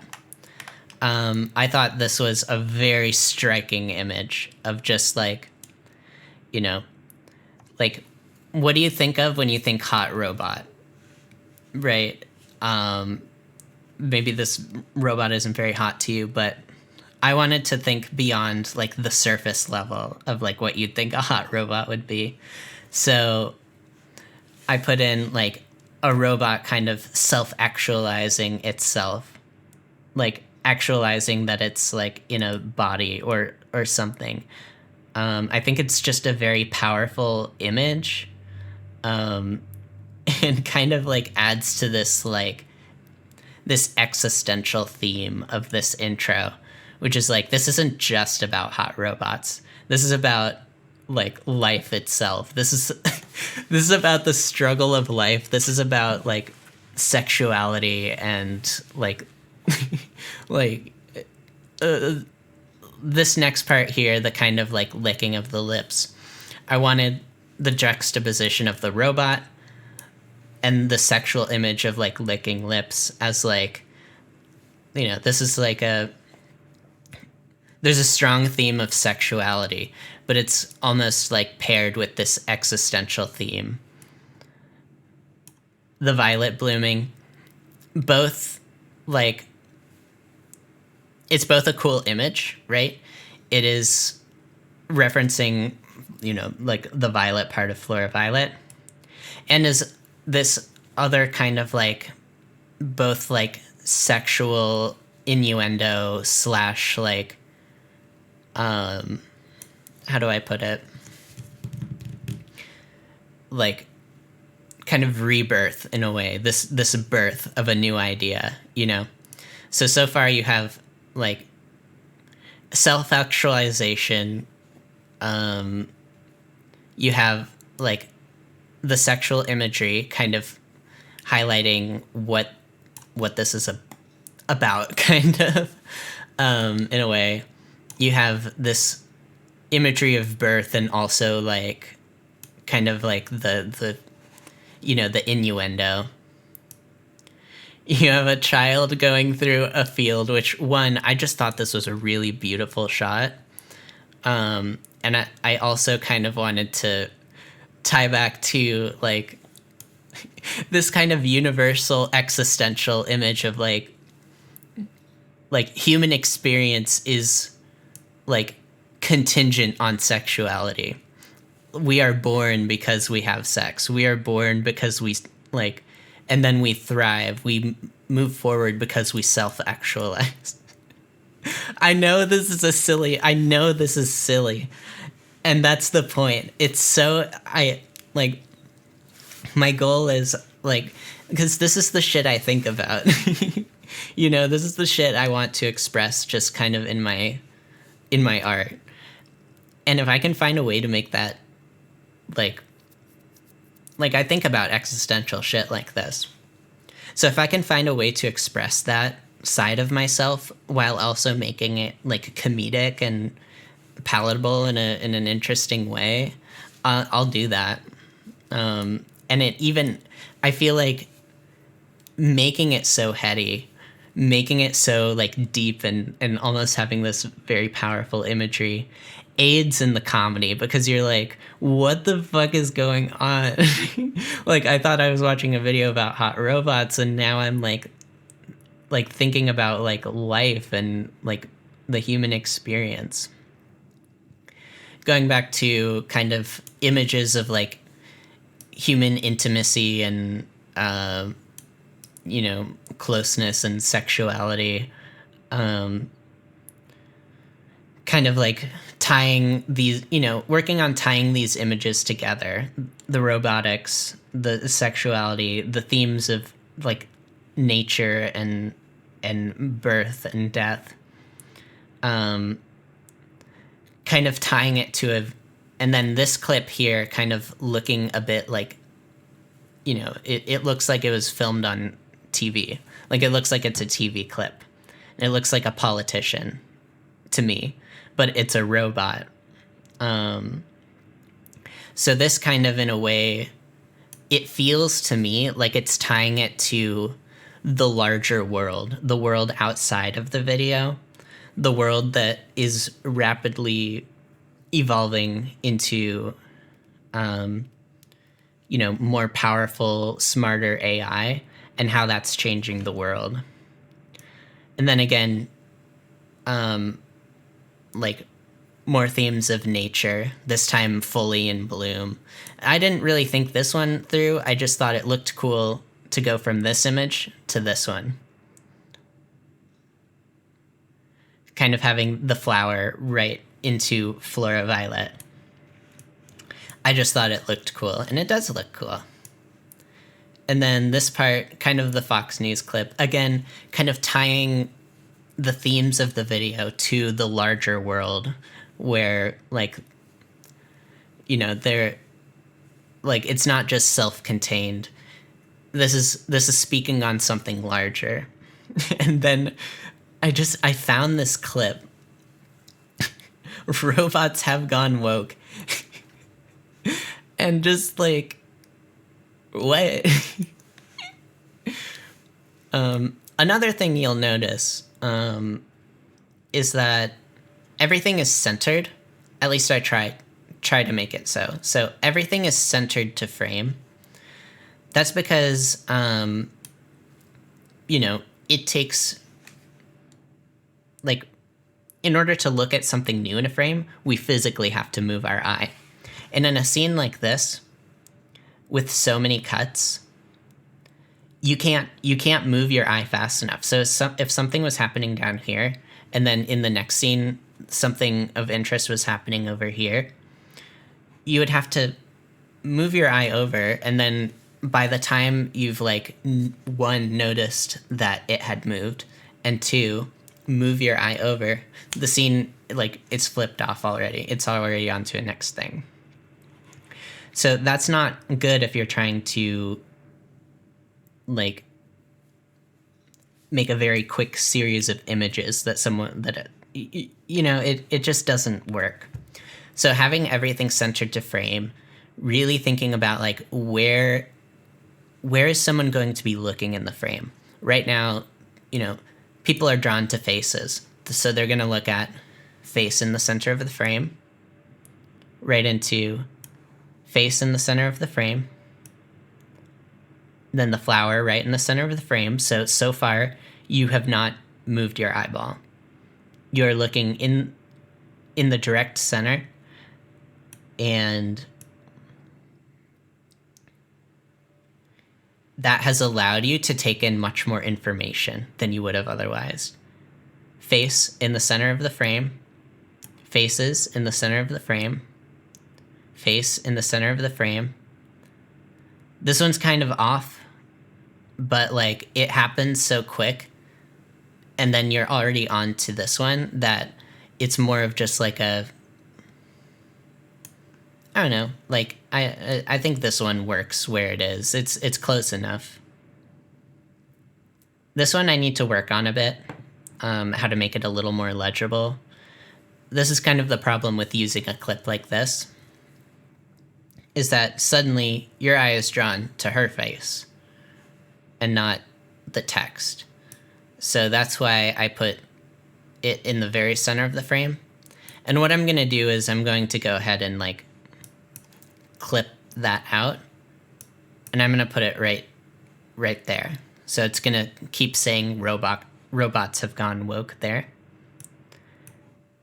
And then I'm going to have the meme. And again, meme right in the center of the frame. You don't even have to do, your eyeballs don't have to do any of the work.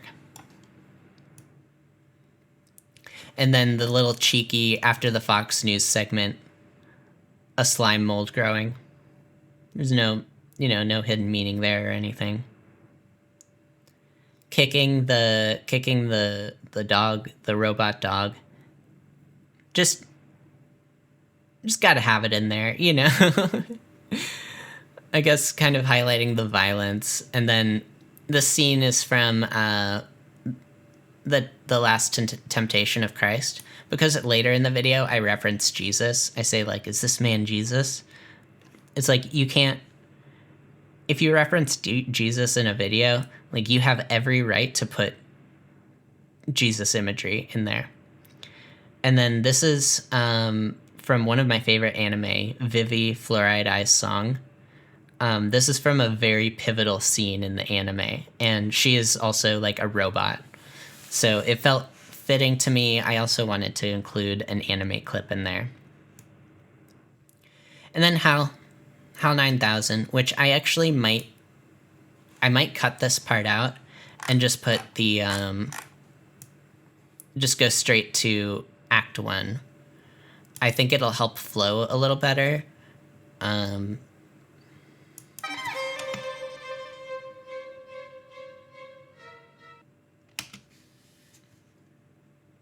Yeah, I think it'll help flow a little better. Ending on such a powerful image like that, this isn't really needed. So I'm probably going to get rid of that. As much as I want to include HAL in there, and maybe I can sneak him in somewhere else. We'll see. It is a good, like, focal point is in the center of the frame type thing, but so yeah, basically, like, it's kind of just a, it's a poem in disparate images. It's like,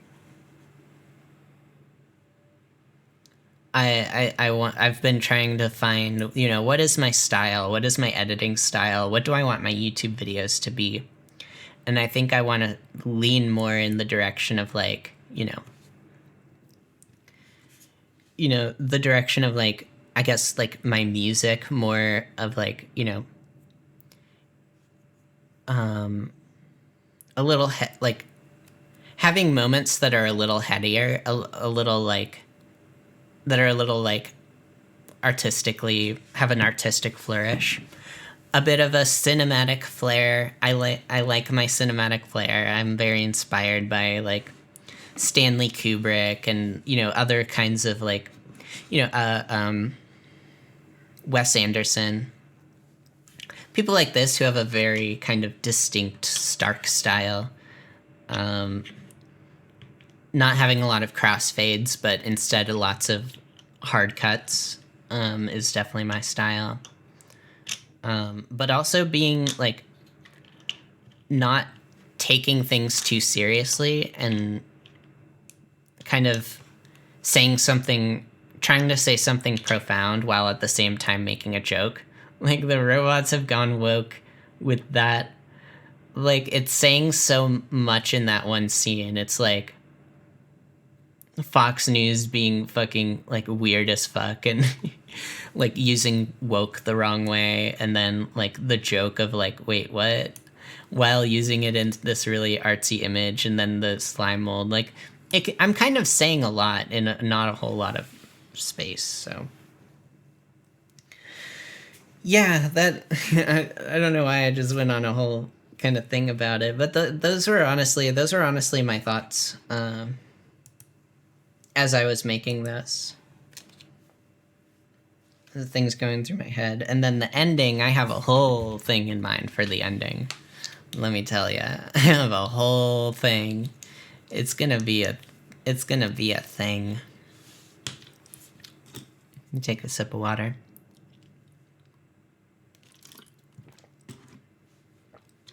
But yeah, it needs some refining, and I'll do that. But I need to get through this full edit first. I have a lot of clips to sort through. I think I'm like, where am I? Yeah, oh boy, yeah. I have a lot to get through. Jesus fucking Christ. I just realized in the whole video where I'm at right now, editing wise, is right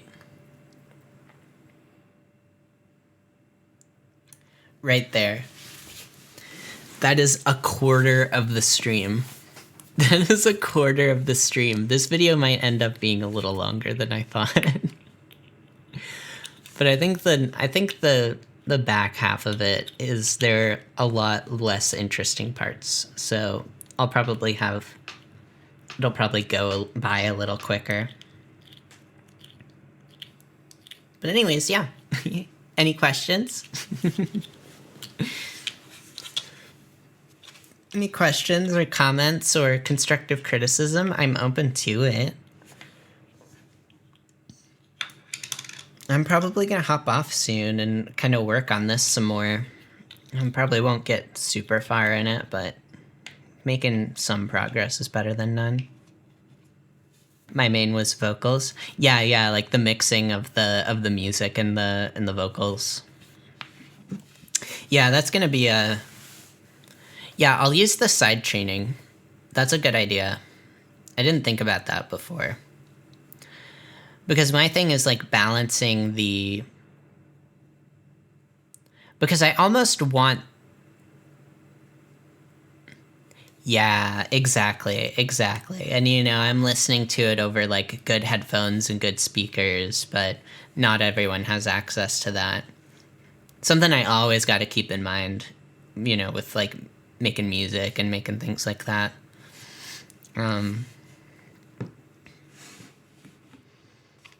Yeah, it's like, how do I make it? Because I want the music to feel a bit cacophonous, you know, a bit like, I want it to sound like very big and loud and almost like it's drowning out things around it. But I also want my voice to be legible.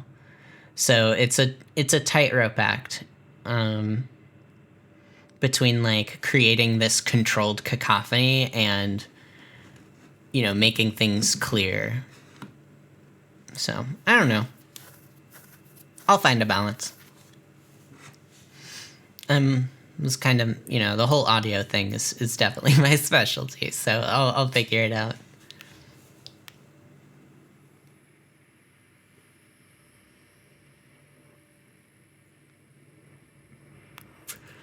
One thing that I'm very new to is kind of the effects work. Because if you notice, I have a lot less effects in my things than, you know, you know, take a look at any like a fucking like you know, CDawg VA video. I was just watching a breakdown from his editor, and yeah, lots of like, you know, visual effects coming in and out, lots of sound cues, and I do like the, you know, part of me just really loves making stuff work with less elements. I even like silence, like taking a, you know, just leaving gaps to kind of like feel the scene or like really let the joke set in. So adding sound effects, adding like, you know, VFX in there is definitely relatively new to me. And it's not something I've kind of trained myself to kind of, what's the word? To just be cognizant of. But, you know, a few visual effects here and there definitely help with kind of keeping things fresh and interesting. Because watching a static, you know, like, that's the thing with a stream that's a little difficult, is like, there's not a, like, there's dynamics in like what the gameplay is doing, but where I am, I'm just literally in this corner the entire time. And there's not really a, you know, there's not really a way around that unless I want to like, you know, record. There would be a way to do it.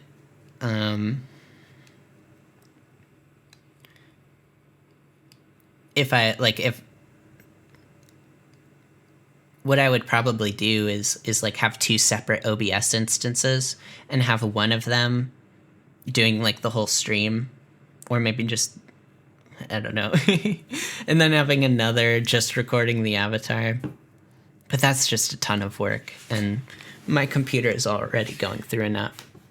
I'm gonna get some, I need a new hard drive so I can start recording directly to the hard drive. I think it'd just make the quality that much better.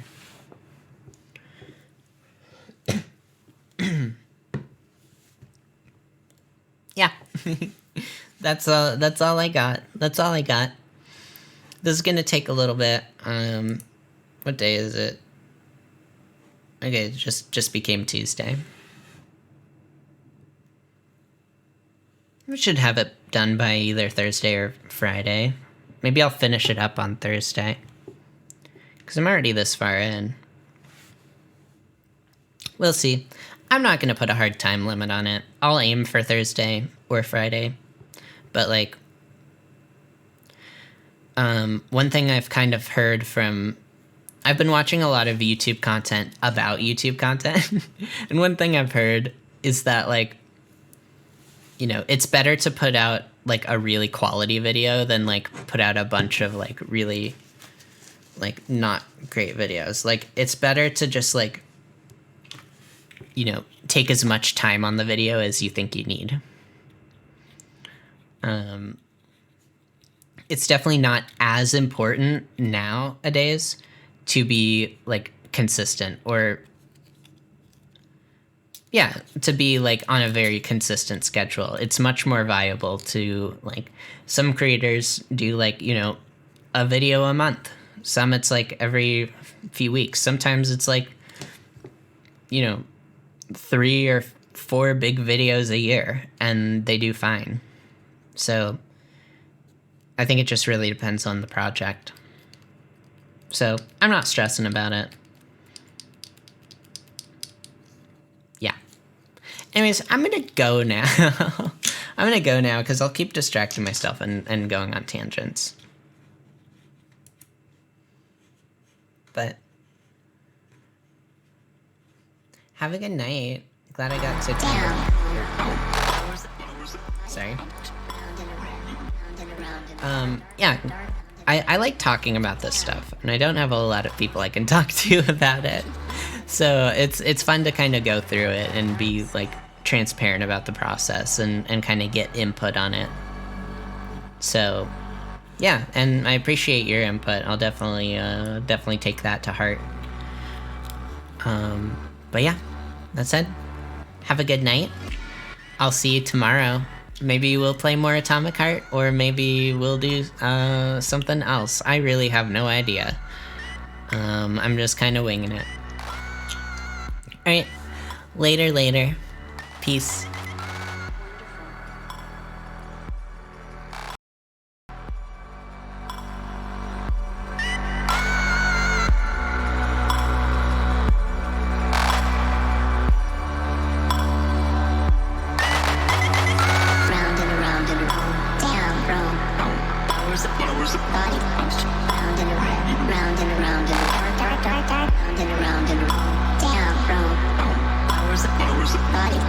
Round and